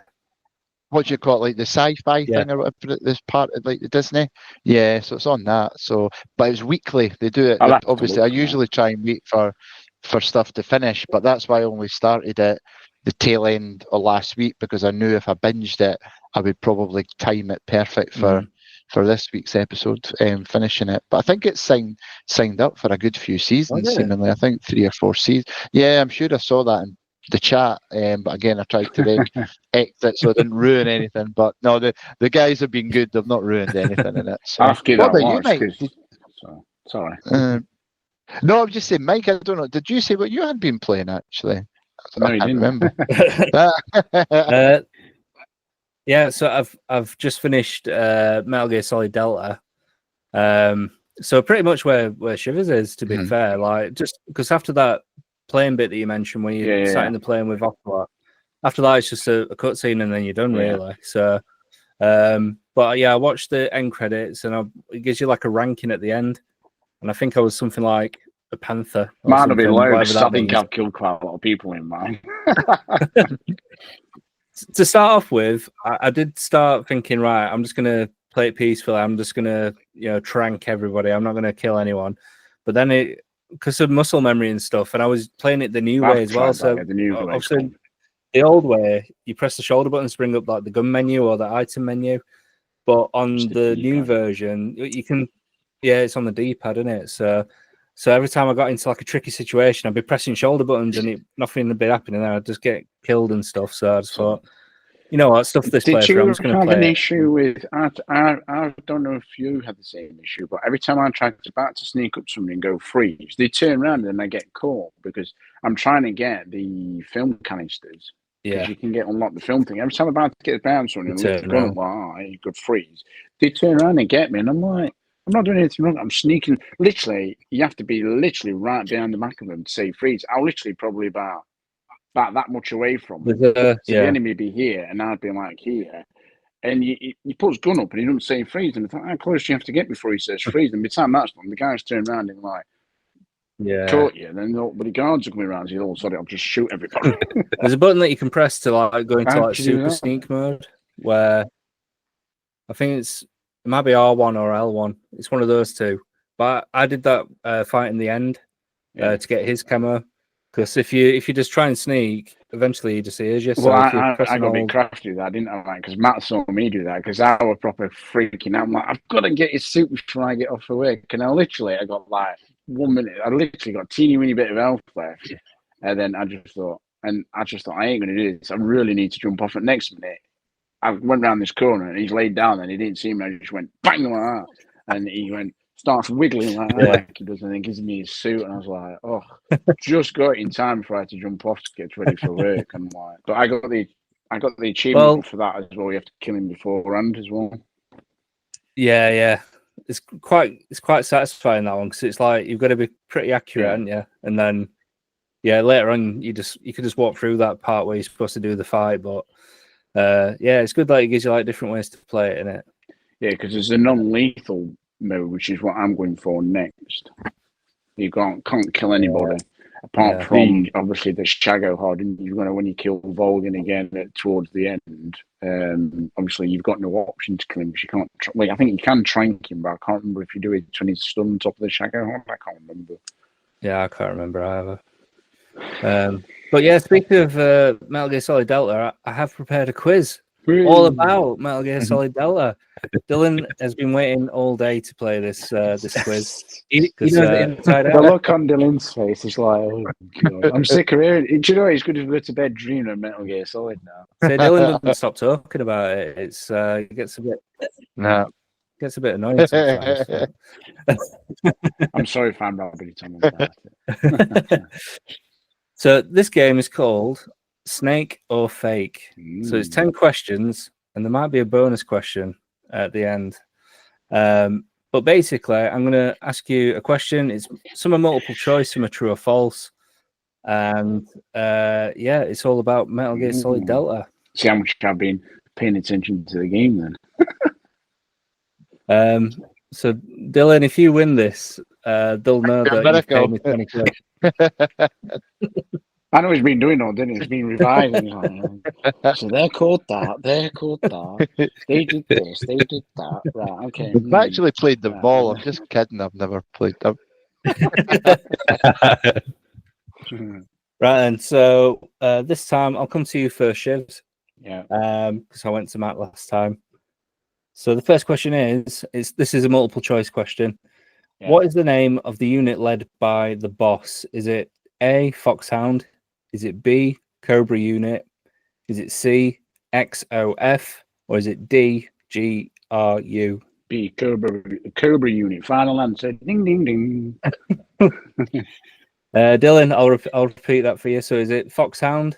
Is it Cobra Unit? Is it XOF, or Fox spelt backwards? Or is it GRU? I think because Shivers was so on the button with that, I'm going to have to just agree with Shivers. Was it B? I don't have a clue. Not a Scooby. And what about you, Matt? See, my initial thought was Foxhound, but because of how confident Shivers was there now, I have to agree. Yeah, Foxhound's Metal Gear 1. You're going to be careful, Shivs, giving the answers away, if you know what I mean. If you get too confident... Yeah, okay. I'll have to just have a good think about it and just try and make out. I've got no idea. Let's just say B. I've been practicing. So it's B, Cobra Unit. So yeah, as Shiv says, in Metal Gear Solid 1, that's when it becomes Foxhound, but in Delta, it's Cobra Unit. Yeah, so everybody gets a point on that one. Which is the one in Metal Gear 5 then? Because that's a different unit, isn't it? Oh, I got a clue. I forgot what they called him. No, I have to look that one up. I got a clue. We'll have a look afterwards. So question 2. This one is a true or false one, so we'll come to you first, Dylan. True or false? You can defeat the end by sniping him before the boss fight begins. This will show us how much he's been listening to our conversations. I'll say true, because I'm sure somebody mentioned something about that. Did you not? Popping its head round the tree or something. That's like Shivers mentioned something earlier. I'll say true. What do you think, Matt?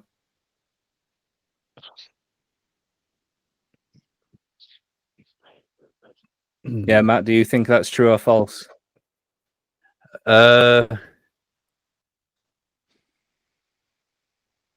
going to say true because I know there's a scene where you can take him out before you actually meet him in the actual jungle.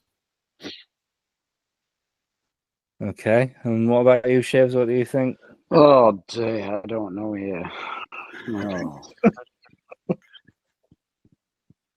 don't know. I'm going to say true. Yeah, you're all completely correct. Funny thing Matt, is, you should have known that because you saw me do it.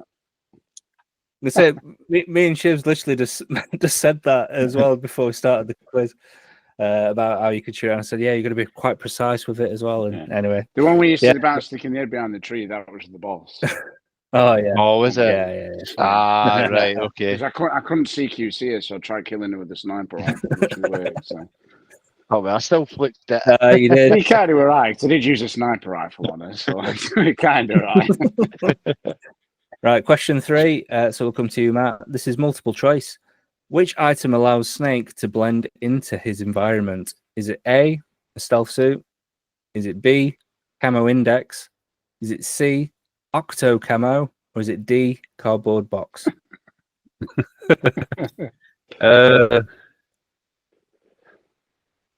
It's got to be. Hang on. So it's either stealth suit, yeah, stealth suit, camo index, octo camo, or cardboard box. See, my original thought was come on straight away because you blend in, but then you threw stealth up. And obviously stealth, you're visible, so you'll blend in with every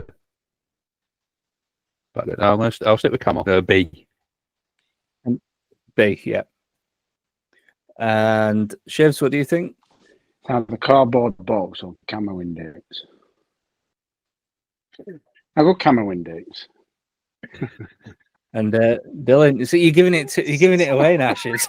You're going to find the middle ground. Nobody's going to believe me when I say when you said camo index, that rings a bell, and I was going to say that. I know nobody's going to believe me, but that would have been my guess as well, honestly. That's because, like what Mike was saying earlier, when you kill the end, you can get his camo, which is blends you in with you. So when you lay down, it gives you 100% camo index. So you blend you in on the ground because there's a trophy for that as well. So that's why I knew it was camo index. So the correct answer is cardboard box. No, I'm joking. It's camo index. So the camo index shows how well Snake is hidden. You can change camouflage and face paint to increase it, making stealth more effective. But you can get the stealth suit in it though, Matt. So you're technically right. Yeah, technically you're There's right. a new one though, aren't they? Yeah. They brought where it's just like you put it on it and gives you like a load of leaves on you or something. It's Yeah. So I've not got it myself, but yeah, I've seen geckos and them ducks as well. Yeah, You've the got to ducks collect and both of them, aren't you? I think for that. them bloody ducks. Right, we'll move on to question 4. So this one, we're going back to you, Shivs. What happens if you save during the end fight and return a week later? Is it A, becomes stronger? B, he dies of old age? C, the fight resets? Or D, Snake gets ambushed? Ambushed. I like that one. The end dies of old age, I think. That's what I'm going for. Dylan, what do you think? I'd say ambush. I think that sounds pretty cool. So I'm going to go ambush. Nice, I like it. And what about you, Matt? What do you think? I think it's the end dies of old age.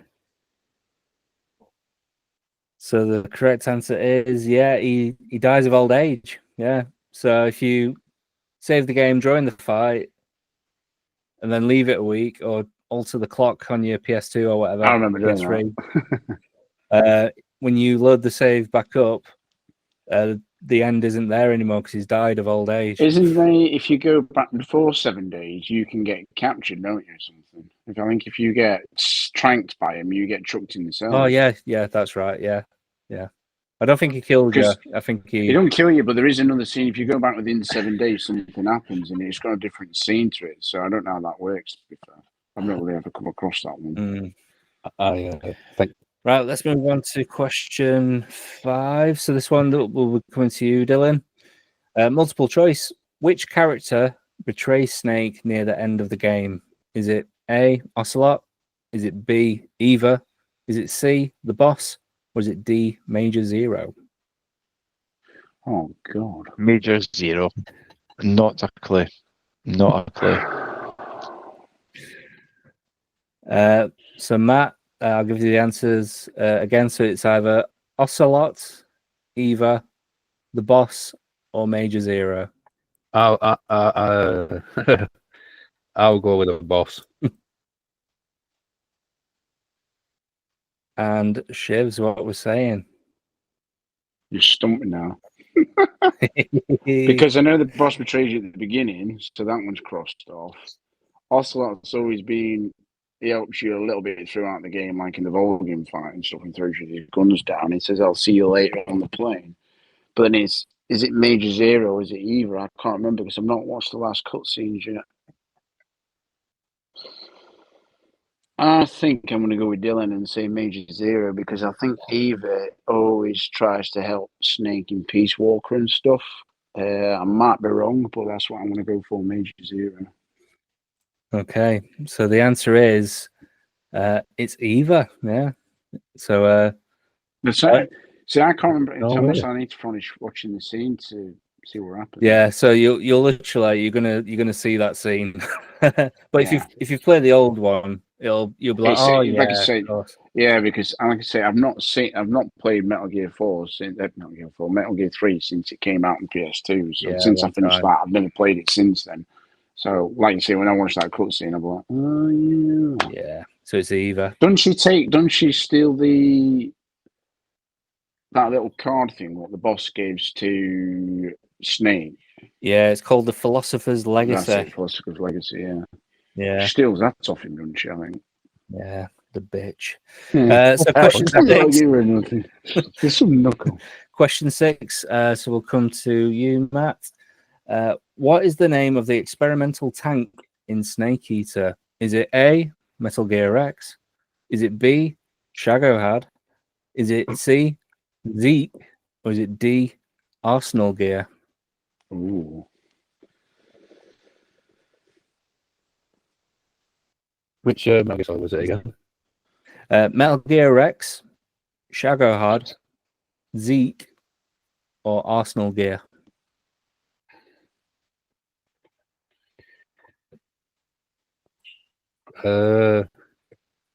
I'll go with B. Shagohad. I don't want to say that because I probably would have butchered it. What about you, Shivs? What do you think? Well, I'm going to give the game away, so it's going to make it easy as well.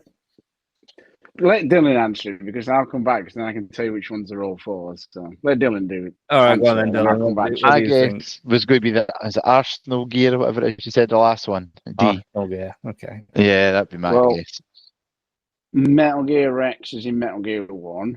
I know Metal Gear Ray is not on there, but Metal Gear Ray is in Metal Gear 2. But I think Arsenal Gear is also in Metal Gear 2. So Shagohod is the one that's in Delta.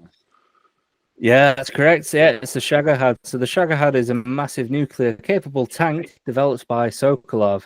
It's the precursor to Metal Gear series of mechs. He did say though. I think he's that guy you speak to in the office, that Colonel guy, whatever you call him. He did say it was the Metal Gear, but they called it the Shagohod there. Yeah. It's like the first prototype of the Metal Gear before they obviously made Metal Gear Ray and Rex and that. So. Yeah. Cool. Right. Question 7. Who is it? Is it you, Dylan? I think so. Yeah.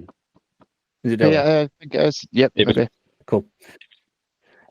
Which food item restores stamina and is Snake's favorite food? Is it A, Russian rations?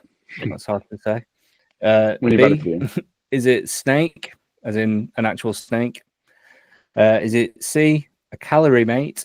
Or is it D, crocodile meat? So I think it's the rations, isn't it? Russian, I'm sure Russian rations.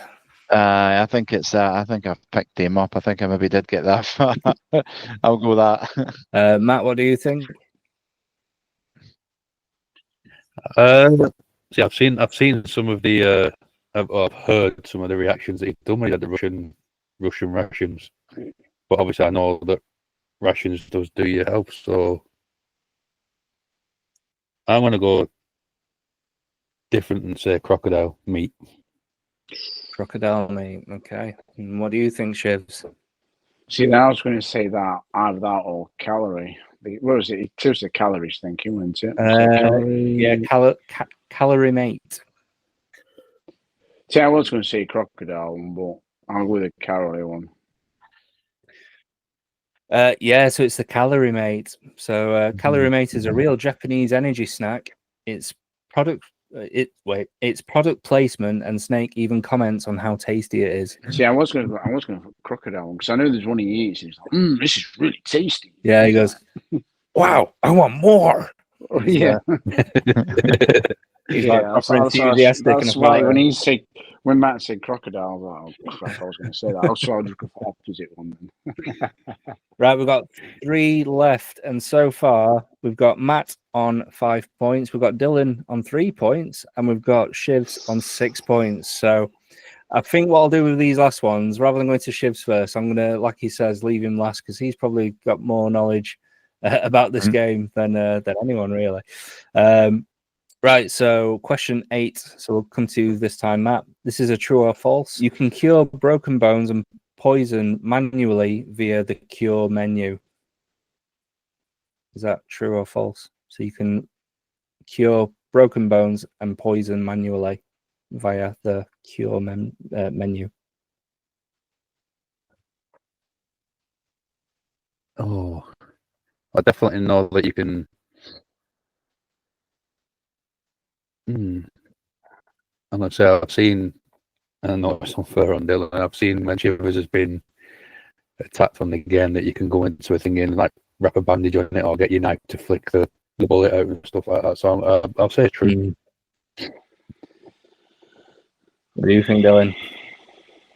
The initial reaction was false, so I'll stick with that. I don't have a clue, so I'll say false. And Shivs, what do you think? Correct, yeah. So Snake Eater introduced a survival system where you manually treat injuries using bandages, splints, and antidotes. It adds realism and immersion. Yeah. So if you remember, Matt, I did it this morning with Eva when she hurt herself because I had to go in the cure menu because you and Eva got stabbed when she impaled herself, Matt, and I had to cure her then. That was the cure index thing, if you remember. Right, okay, Yeah, I do. Right, let's move on to question 9. So we'll come to you, Dylan. What is Ocelot's signature weapon in Snake Eater? Is it A, a Desert Eagle? Is it B, a Makarov? Is it C, a Colt single action army? Or is it D, AK-47? I'll say a Desert Eagle. So it's always a badass pistol. So yeah, Desert Eagle. Get out of the way. Matt, what do you think? So we've got Desert Eagle, Makarov, Colt single action army, or AK-47? I'm torn between B and C. I'm gonna think of the plane. Matt, think of the plane scene from earlier, from this morning in my stream. That's a bit of a clue for you there. So out of the two, I'm torn between B and C, but the one I'm drawn to the most is B. Okay, and Shivs, what do you want to say? It's the Colt. It's because it's called Revolver Ocelot, isn't it, for a Colt? There's the C into is it Colt? What do you call it? Yeah, so it's the Colt single action army. The Ocelot is obsessed with revolvers. He uses the Colt single action army and even spins them theatrically during combat. Yeah. He does the one with he's doing 3 and he shoots it. He does 3 and throws them, and that's how he loses his eye, isn't it, mate? That's it, yeah. He does start off with a pistol, though, doesn't he? The first bit is Stokel of. So. Right, question 10. So yeah, currently Matt, you're on 6. Dylan, you're still on 3, and Shivs, you are on 8. All right. So what I'm going to do? Can I get some points to Dylan? Well, I was going to say, Shiv. What I'm going to say, Shivs. is I'm not going to include you in this last question. I'm Oh, going to yeah, give that's fine. Matt and Dylan a chance to try and get on par with you. You're gonna let me ask. You're gonna ask me if I knew it anyway. Yeah, I'll ask you anyway. But just don't give me the points for it, though. So, question 10. This is multiple choice, and I'm going to say for you, Matt, this one is worth 2 points, which will put you neck and neck with Shivs. And Dylan, I'll say this one's worth 5 points for you. Ooh. Damn it! I'll text you the answer. Right. So, question 10. I'll come to you, Matt. Come to you first. I'll try not to cough. Yeah. Oh, the millionaire question. So this is a multiple choice one. So question 10 is, which of these is not a member of the Cobra unit? So is it A, the pain? Is it B, the sorrow? Is it C, the fury? Or is it D, the phantom? Which one is not in the Cobra unit? I've definitely heard of two of them. I'm gonna go with D. The Phantom. The phantom. Yeah. And Dylan. My guess would have been Fury. So the correct answer is, go on, Shivs, I'll let you. I'm guessing it's the Phantom because Fury, the pain, and what was the other one? The pain, the sorrow, the fury, the phantom. Yeah, the sorrow is part of the Cobra unit as well, so it's going to have to be the Phantom, isn't it? I'm sure it is. Yeah, it's the phantom. So the phantom is not part of the Cobra unit. It's like the Phantom Pain, a later Metal Gear Solid title. The Cobra unit includes the pain, the fear, the end, the fury, and the sorrow. So commiserations, Dylan. Unfortunately, you didn't make the final cut, but Matt and Shivs are now neck and neck, and there is a bonus question. You could have phoned. You should have gone phone a friend. You know. Throw Mike up next to you and say, "Hey, what's the question? What's the answer to that?" So this one, I'll go to you first, Matt. No pressure. Yeah. And basically, you've got to tell me who says this this codec line. So the codec line is: I raised you, I loved you, I've given you weapons, taught you techniques, endowed you with knowledge. Oh, I know.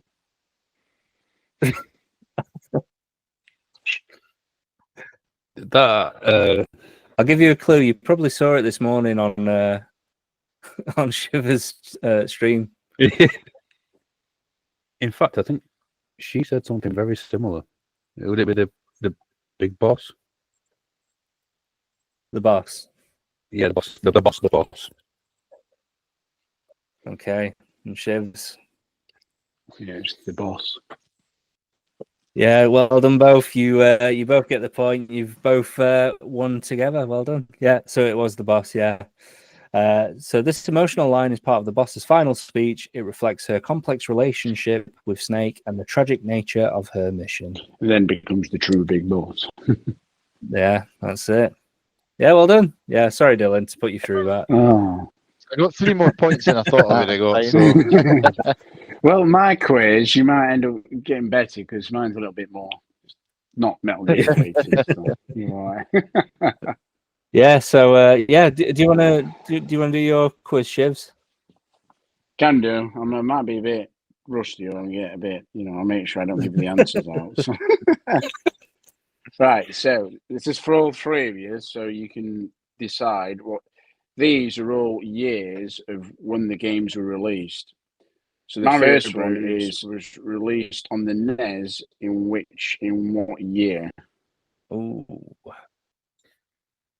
It says arcade/NES in brackets because this is off Chat GTP. Yeah, I'll give you a bonus point. I'll give you a bonus point if you can tell me the month as well.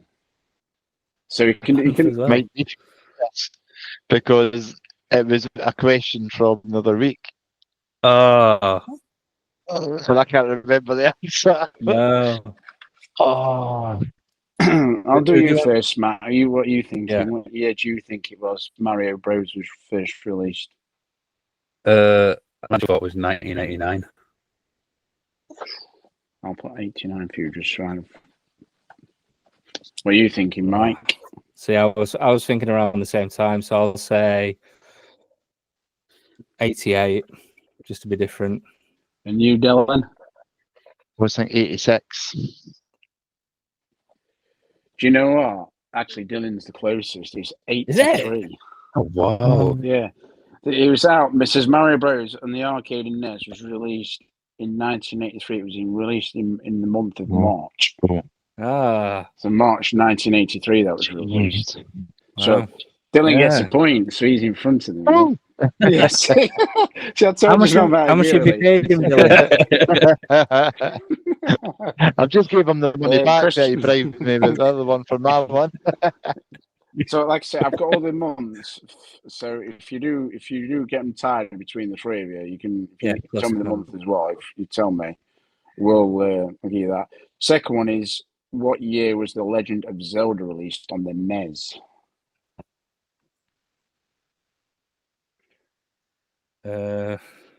We'll do Dylan first because I can go backwards. Because on my screen I've got Matt, Mike, and Dylan, so I'll do Dylan and go backwards. Fair enough. 85. 85. Yeah, you, Mike? I'll say 86. No idea. And Matt, yourself? 87. Oh, it is actually 87. That's bang on. Is it? Yeah. Oh, It's released in November 87. You should get this one, Dylan. Easy.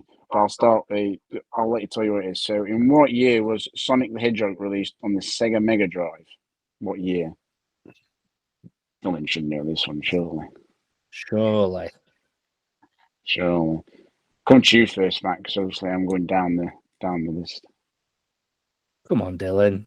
You're better than this. no. I don't know. I'd have to guess.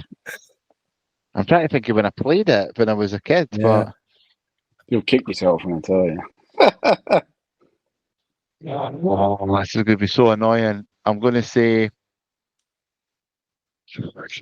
80, 89. I don't know. What are you thinking, Mike? I'm torn between 2 dates, but I'm not going to say the 2 days because I know Matt will pinch the other We'll one. do Matt first then and see what he says after. No, it's all right. I'm gonna say 91. What are you saying, Matt? I was torn between 91 and 92, so I'm going to say 92. Yeah. One of you's right. Oh, Who do you think it is between you and Matt, Mike? probably Matt. So it's not me then. No, it's you, Mike. It was actually released in 91, in June. Ah, June 91. yeah. I was So thinking you've all got 92. 1 point each so far. Oh, here we go. So question 4, what year was Donkey Kong Country released on the SNES? Donkey Kong Country. Is it me to go first this time? Yeah, we'll do you next, Dylan. Mike, sorry, this time. Wow. I'm going to say 93. Ooh. What are you saying, Matt? I'm talking 2 years again of 94 and 95. I'm going to go 94. What are you saying, Dylan? 93 was going to be my guess as well, but I'll go 92 just to be different. Matt's got it right with 94. Oh. That was in November 94. That was See, I was torn between 93 and 94, and I was like, see, Chat GTP is not actually giving me the actual date that came out. It just gives me the month. It's not giving me the date. It'd have been nice if I had the date, so I could have told you the date, but it didn't for some reason. So So 5. So we'll go to Matt next so you can answer this one, and then I'll go back up again. 5 is this. There's 2 to this one, because it gave me 2 for some reason. So, what year was Super Mario 64, obviously on the N64, and Crash Bandicoot released? Oh, are they the same year? The same year. Oh, so I might have a chance then. Yeah, that's why it's the same, because it's in the same year. What do you think, Matt? I'll go to you first. Me? Mike. Sorry. Sorry, I'm getting confused here. Okay. I'm gonna say 1990. Again, I'm torn between 2 years. I'm gonna say 94. I think that's what it is. Are you saying, Matt? 96. You said this on the N64, eh? Yeah, the Super Mario 64, which is on the N64, and Crash Bandicoot. They're both in the same year. Yeah, I'm thinking that's way later. I was thinking like 99. I'll go 99. Matt's the closest. Well, he's actually bang on, to be fair. It's 96. Super Mario 64 was released March 1996, and Crash Bandicoot was September 1996. So yeah, when I think of Crash Bandicoot, I think he's like one of the staples of the PS1, and obviously the PS1 came out in 94, so I'm thinking it must have been out since then. But yeah, you're right, it's 96, isn't it? The same again. So this. I've got 2 here, and they're the same year again. So, what year was Final Fantasy VII on the PS1 and GoldenEye on the N64 released? If I get this wrong. We'll go back to Dylan. Is it Matt? No, it's Matt next. I'm getting confused here. We'll do Dylan first. I'll say 97. Let's put 97 in there. What are you saying, Mike? I was going to say 97, but because Dylan's picked it, I'll say 98. You can still have 97 if you want, or 95, or 93, or 94. Go on, I'll have 97. Chuck me in. What are you saying, Matt? Well, my initial thought was 97 as well. So you're having 97 as well? You're all having 97. Well, you're all correct. So Final Fantasy was released January 97, and GoldenEye was released November 97. I was going to say I would have called you out if you were wrong.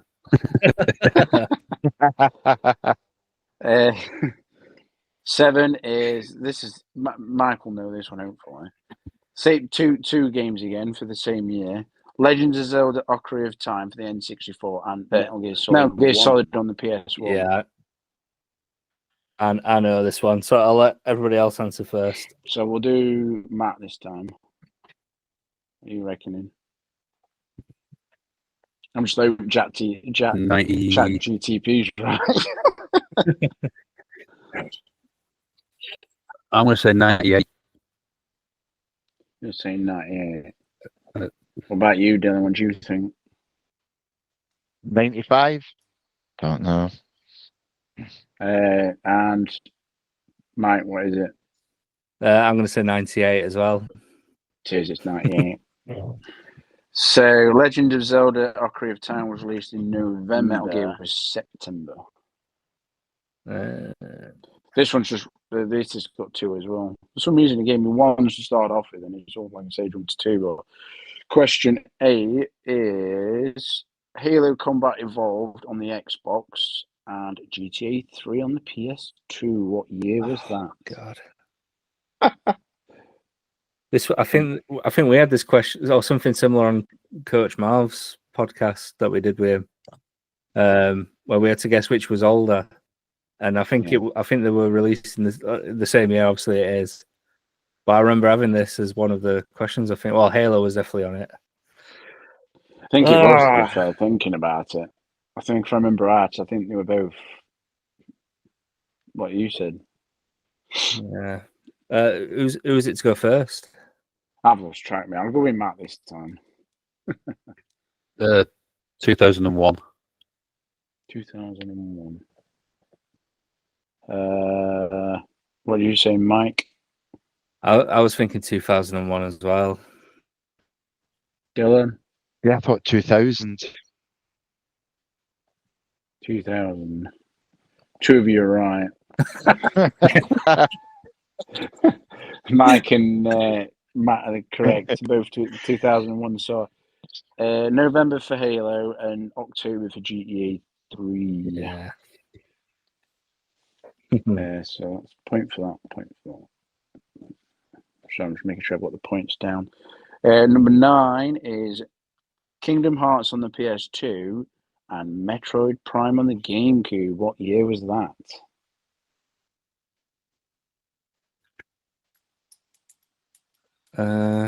We'll do you first this time, Dylan. 2003, I'll say. 2003. Matt, what are you reckoning? 2004. 2004. And yourself, Mike? I think 2005. One of you is closest. It's Dylan's the closest. It's 2002. You said 2003. So, Yep. Oh, so yeah, it's 2002. Yeah, for Kingdom Hearts on the PS2, that was in November 2002. Metro Prime for the GameCube was November as well. Ooh. So I'll give you a point for that, Dylan, because you've not had much luck recently, have we? I'll take the point as well. I will take it. Even though it's not 100% correct, you're the closest, so I'll give you points for it. And the last one, obviously, I have got a bonus one, so that's if you're tied with points. So number 10 is, what year was Uncharted Drake's Fortune released on the PS3? Wow. I had to chuck an Uncharted one in because, that was a good game. Yeah.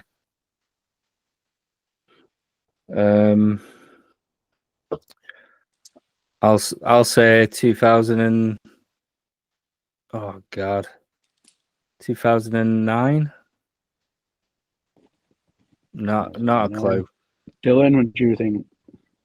My first thought, and I'm probably miles off, was 2013. I don't know why. It's just the first date that came in my head, so I'll just stick with that. Matt? My initial thought was 2009, but I think I was miles out. So 2009. 2009. Mm-hmm. You both, Mike and Matt, are the closest. It's 2007. You both said 2009. Whoa. I didn't realize it was that Miles old. out. Yeah, it was December 2007 when it was released. It's like 18 years old. Yeah. It doesn't seem like that, though, does it? You know what I mean? I think what makes it worse is they've remastered it on the PS4, so it doesn't make it feel as old, where it actually is because it's on the PS3. Yeah. Wow. So I'll give you a point because you were closest on them. Who else that come out? So then, so Dylan's got 1, 2, 3. 1, 2, 3, 4, 5. 5 for Mike and 1, 2, 3. 6 for Matt. Seems to be a theme that I just end up on 3 points. Well, I tell you what, seeing as Dylan's on 3, I'll do the bonus question. Yeah.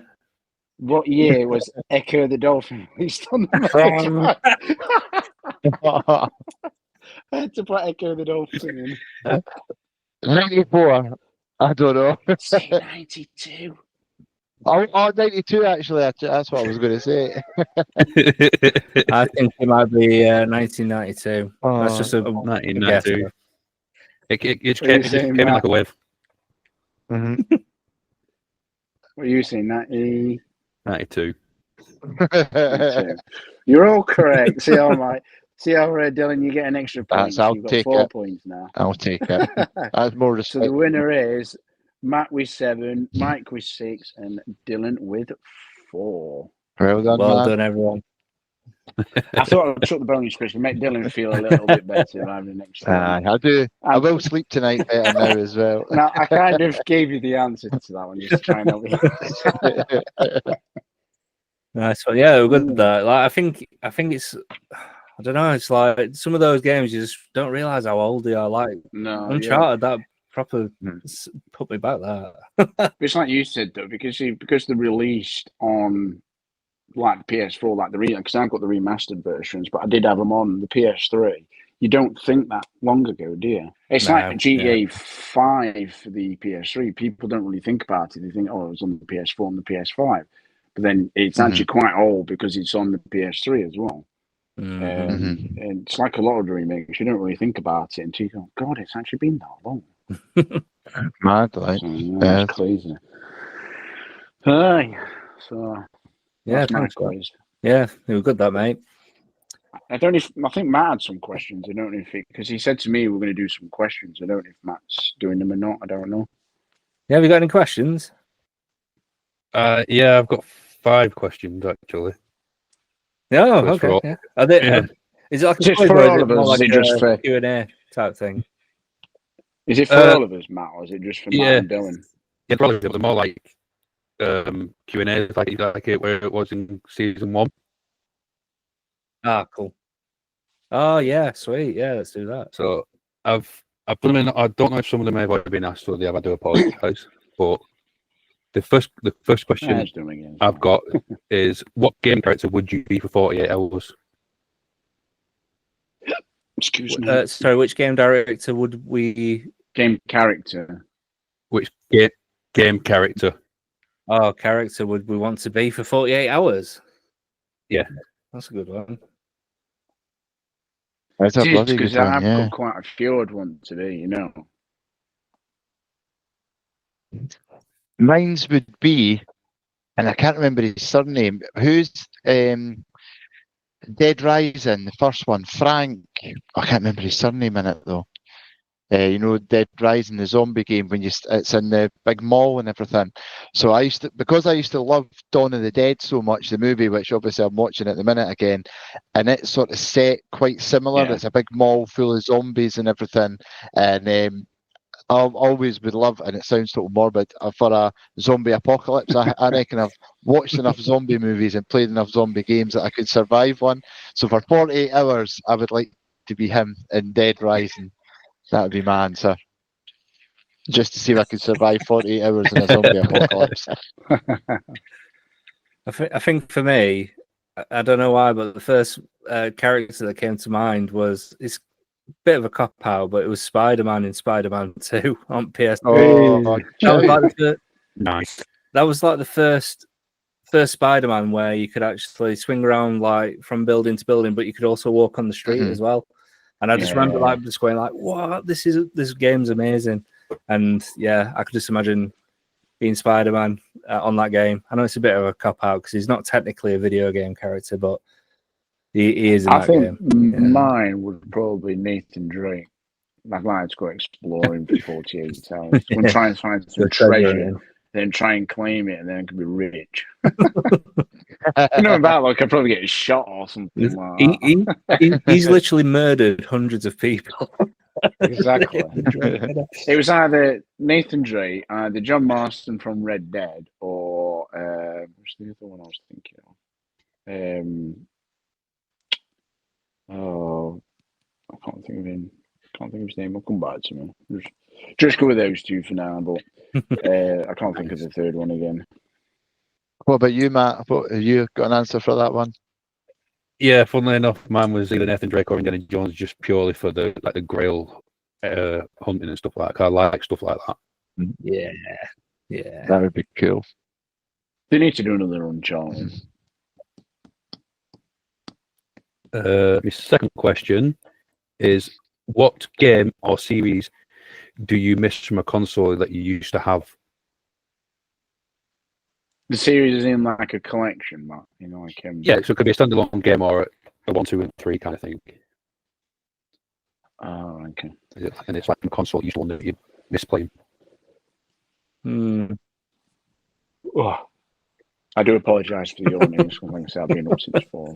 So. You know what I really miss to get back into it again, and again, it's something that Mike touched upon earlier. We were just talking about not getting enough time to game anymore. It's like the Fallout games. I've always wanted to go back and play them again because I love the Fallout series and just go right back and do like Fallout. Even the first two, like the turn-based ones, I loved them as well on PC. But just to go back and play like the third one, New Vegas, Fallout 4, because I don't have any of them. I've got Fallout 1 and 2 on my laptop, but I don't have any of the console ones. So I think maybe Fallout. But I know I just wouldn't have the time to clock in like 100 hours into it. To be fair, mine would probably be Medal of Honor. Because they all did series. They did Medal of Honor Frontline, European Assault, and Rising Sun. And then they did a Medal of Honor on the PS3. And I'm sure they did another one on PS3. I think it was Airborne. But you don't see any Medal of Honor games anymore, and they were like a series. Yeah. So I really do miss the Medal of Honor games. They were really good. They were really good, though, eh? That's the thing. It's just Call of Duty just trumped them, eh? And just nobody would seem to be bothered about them, but they were brilliant games. Could you repeat the question, Matt, just to make sure that I've understood? Yeah, of course. What game or series do you miss from a console you used to have? So it's one that you used to own. Oh, okay.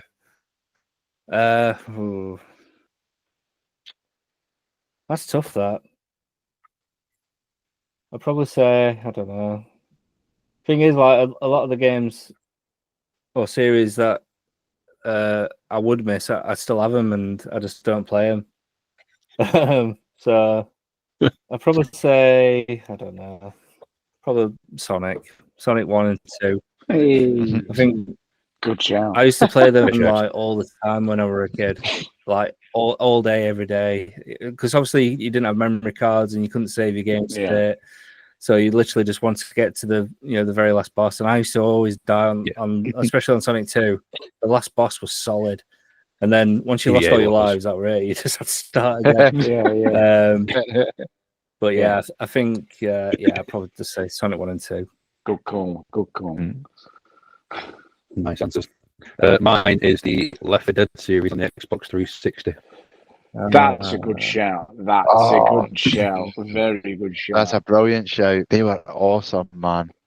Yeah, because they kind of did like one similar on the PlayStation. It was it. Back 4 Blood. What was it called, man? You remember it, don't you? Back 4 Blood. Back 4 Blood. That was it. That was good as well.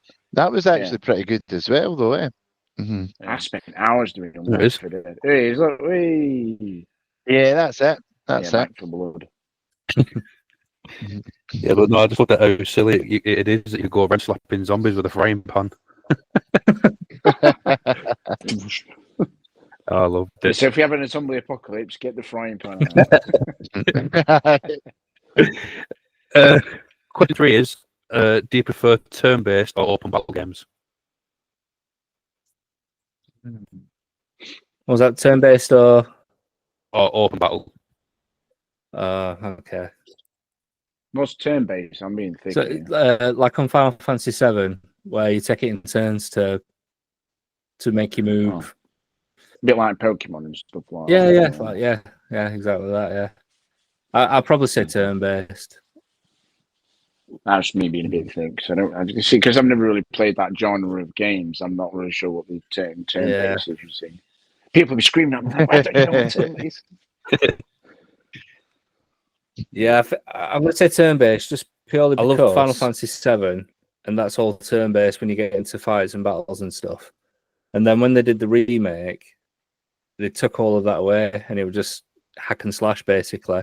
And that was the only thing that I didn't like about the remake. Like, it looked pretty, and, obviously they added little bits here and there to make it pop. But, yeah, I wish there was an option where you could just go back to that, revert back to turn-based. That would have been awesome. But yeah, I'll say turn-based. I think I would have said probably open battle, just purely because I've not played, like Shivers sort of said, there are not a lot of turn-based games. Probably the only one I've really played is the original Fallout games, to be fair. Like 1 and 2, it was sort of turn-based. So yeah, I think open battle for me, probably just because of the number of games I've played in that sort of genre. Well, I probably agree with Rich and you, Dylan. I think say turn-based. I've not really done turn-based, so might as well be open battle. So That's what mine would be. What about you, Matt? I'm exactly the same as Mike. Turn base. Everything Mike said, I completely agree with. I'm glad it's not just me then. So, me and Dylan versus Mike. Eminem versus D&D. There you go. We'll take it. Yeah. Don't worry, Dylan. We'll team up. Oh, 100%. Hey, I did a brief stint living in Scotland anyway, so I'm part Scottish. So. I remember that time. Question 4 is: what character skills would you like to have in your everyday life? For example, Jackie Chan martial arts. Ooh. Plus, if you already know karate, so I don't really make it. Oh, you know.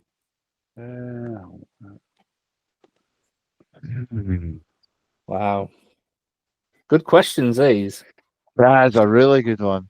I'd be a wizard because you could use spells on different people. You know, from Harry Potter series. So if somebody annoys you, you can just go like, I don't know, Expecto Patronus or something, and just make them disappear and stuff like that. Or Luminos, it's dark outside, you go Luminos, and then you can just walk around and see what you're doing. Start with my powers. I'd be a wizard. It's funny you say that because I was thinking exactly the same, but I was thinking from Nino Kuna. You play a wizard in that, and yeah, there's loads of different spells for different things, like say, like to light up the sky or to make a tree grow, or, stuff like that. So yeah, I'd probably be a wizard as well. You're going to be a bit boring, actually. I can't think of anything, but I was like somebody like what was he called? Like somebody that can shape shift. Shape shift, easy for me to say. Like, was it Nightcrawler or something? It was X-Men. I can't remember who was the one. It was X-Men that could do it, but I can't remember his name. Mystique, was it? Yeah, I think it'd be quite cool to be able to be it, so you could turn into anybody for a day. Like, just keep changing your character and be any sort of person. Kick about as maybe the most famous person ever or whatever. Start World War III between his beer, like a it'll be a sound person, somebody like Stallone, be Stallone for a day. That'd be cool. So if you want to play a game about shape shifting, there's a game called Prey. It's based on a space station, but I've probably talked about it before. But yeah, you can choose alien abilities or human abilities, but the more alien abilities that you choose, the more you can do shape shifting. So like you could shape shift into like a bottle to like hide from like aliens and stuff that are trying to hunt you. You could just turn into all sorts. It's really good. Really I think I started that game, but I never ever got too far into it. I'm sure I did. Was that on like the 360 or the Xbox One? And that was quite far back. I was about to ask the same question. What console then? I think it's PS4 it came out on. Was it? It might have come out on Xbox as well, but it was like the PS4 generation. I'll have to look at that.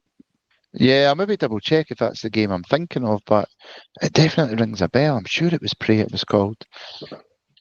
Oh, Mike's going to get... If I see the front cover, I'll maybe... Yeah, I've seen that. Yeah, I've seen that. I'm sure I started it, and I didn't get too far into it though. Yeah, it's really good. Yeah, I definitely started that. What about you, Matt? What would you pick? Well, it's funny because when I wrote the actual question out, I think I'd just been watching your level 1 of the PS selection games, so that's why I put Jackie Chan as the example. But I was doing a share play with my friend on Hogwarts Legacy, and I said I would love to be a wizard for a day. So we've all said the same, similar anyway. I mean, obviously, I'd throw in randomly now and then, you shall not pass like, but... Lie, you fools. But that'd be a wizard. And my final question is, what two gaming universes would you cross over? Sorry, it's a two-parter. What two gaming universes would you cross over, and which would be the levels, and who would be the character? Oh, that's a good one. Oh, that is a good one. So it can be any world, then, Matt. Any world, any character. You'll laugh at mine. Oh, wow. Mine would probably be The Simpsons, because it'll have it all open world, Springfield. But what character would I take in it? I'd probably stick Tommy Vercetti in Springfield for the day and see what happens. You said that. I've said almost the opposite. So I would pick like Vice City, but have it all Simpsons characters trying to kill each other. That'd be quite a good start, to be fair. So as soon as I'm going to like copy you, but do the opposite. Do if the that opposite, makes sense. Yeah, I think that'd be class. I'd probably make Silent Hill as the game and put Solid Snake in it and just see what happens. No, last 5 minutes when he run off as a.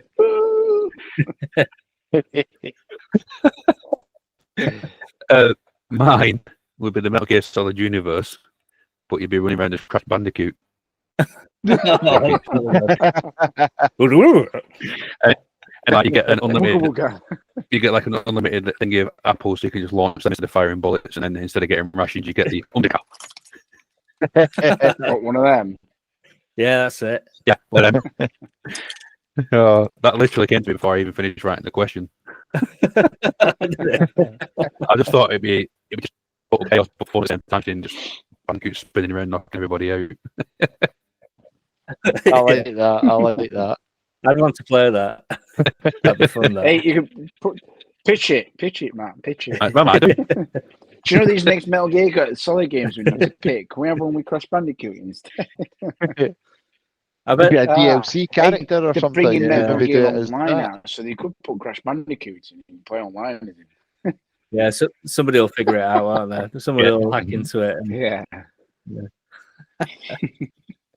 No, those are awesome. Like, I like that. It really gets your brain thinking, doesn't it? Because when you asked me, you said, "Oh, do some questions." I thought I can't think of any questions. So I thought I'll do a quiz. And I said to Matt, "Oh, do you want to do some questions?" And then obviously Matt's done some decent questions, and I've done a quiz. So that was good. I just couldn't think of any questions because you sounded there. You start looking on Google, and you're like, well, "They look crap." Oh, we know. I just thought I'll just make a quiz. Yeah, we just rely on AI now to do our quizzes. Well, that's why I use ChatGPT for that. So. I just said, "Can you give me 10 random games for like the years they were released and stuff like that?" And he goes, "Yes, I can do that." And starts like conjuncting everything up. I was like, "Please wait a moment." Like 5 minutes later, it's still. So no, it is. Nice one. But yeah, thanks both for coming on. Honestly, I've had a right giggle. I say when I first like this morning, I was starting like I was like bricking. I was like, I've never done a podcast. But I've actually quite enjoyed it. It'd be cool to do it again at some point. Yeah. What about you, Matt? Have you enjoyed it? I've absolutely loved it. Like I was bricking it, and every time it getting that ever closer, I was getting more and more nervous. But as soon as you both you all came in, it just felt normal. And I've loved it. Mm-hmm. It's like Mike said earlier. It's like just 4 guys having a chat and just having a laugh. Yeah, that's it. You know what I mean? It's just like we've all know each other. We all know what we all look like now. So I've obviously met Mike in person, and I never knew what retro looked like until he did your lives and stuff. And I was like, I wonder what retro looks like. And then obviously he started doing your lives, and then Mike did the same with Twitch and stuff like that, and then obviously the same with Matt. So, and then you see a picture of me and Mike. So oh, that's what she was looking like. Yeah. It's funny because you build up an idea in your head, to what people would look like when you hear a voice, or even just when you see a name. Like obviously in the chat and stuff, I have an idea of what the person looks like, and 9 times out of 10, it's probably nothing like I've envisioned in my head. I did about 6 years living in Scotland, and when I came back down here, I've got like a bit of a Derbyshire-Yorkshire triangle. So I'm on the border between Mike's area of Yorkshire and I'm in Derbyshire. But then because I lived in Scotland for 6 years, I picked up some of the Scottish lingo, like all the Waynes and the Bairns and stuff like that. Yeah. And, like the deep fried pizzas and the haggis and neeps and tatties and stuff like that. It's like, then you come back down here and you start talking lad. What the hell is he on about? All right hen, right doll, and stuff like that. And but yeah, that is another story for another day. It's my ex. I split with my ex-wife in Scotland. She was a bit of a gamer, but it's a bit of a nasty conversation. What happens? I'm not going to go into that in the podcast, but I can always tell you guys in the thing. But like I say, I lived up in there. You've probably heard the area, Dylan. It's Stirling. Yeah, it's not far from me. So half an hour. So I lived in Stirling. I lived in Bannockburn for about 6 years.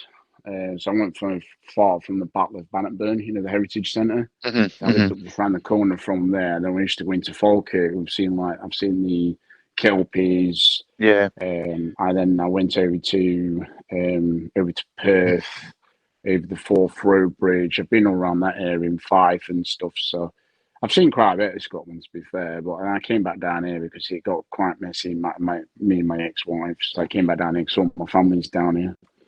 But I met her through online gaming. But when I said I got bullied, there was one guy I played with on the Xbox. We were playing Gears of War on the 360. He introduced me to her, and then obviously we got chatting, and then we were all right. And then me and her got together, and he just, like I say, got messy, and then I just thought, I'm ending it, coming back down here. Yeah.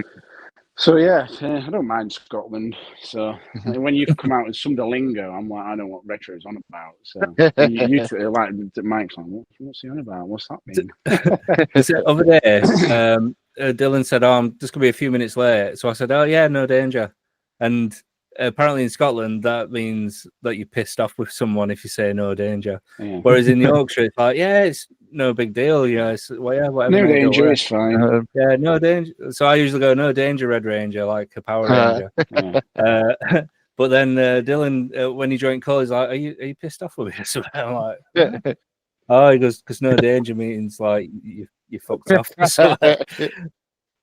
funny, Scottish is, especially Scottish slang anyway, it can be a completely different language. Like certain words. I'll need to do a quiz on it sometime actually and get it on you, Mike. That's what I'll do. Yeah. And see how many you get. If I say this, am I angry with you or am I happy with you? What does the Waynes and the Bens mean? Stuff like that. But yeah, honestly, guys, it's been such a pleasure having you both on, and it's good to talk to you in person as well, because obviously we get your comments coming in and we put your questions on the podcast, but it's good to actually see you and talk to you in person. So thank you both so much for coming on. Could you just let everybody know where you might be found on social media? Do you want to go, Matt, or do you want me to go first? I'll go first. You can find me on my username on Twitch is Shivers_TTV, which is obviously short for Twitch TV, or you could call it TikTok TV, because I am planning at some point doing lives on TikTok. That's that's where more the user base is. Because like I say, with Twitch you get one or two, but I am coming up with another idea, and that's probably try streaming on YouTube, because on the PS5 you got the option of Twitch and YouTube. So I might try and do a stream on YouTube and see if I get any more viewers, because I think you can go live on YouTube and I think people can join in and see it. Yeah. So that's what my goal is at some point, to try and do YouTube, but mainly find me on Twitch. But that's me. Nice one. Cheers, mate. What about you, Matt? Find me on Twitch at Matt Heaton4. I stream 3 nights in the week, and I do also have an account on TikTok, which is TTV_Matt Heaton4. Nice one, mate.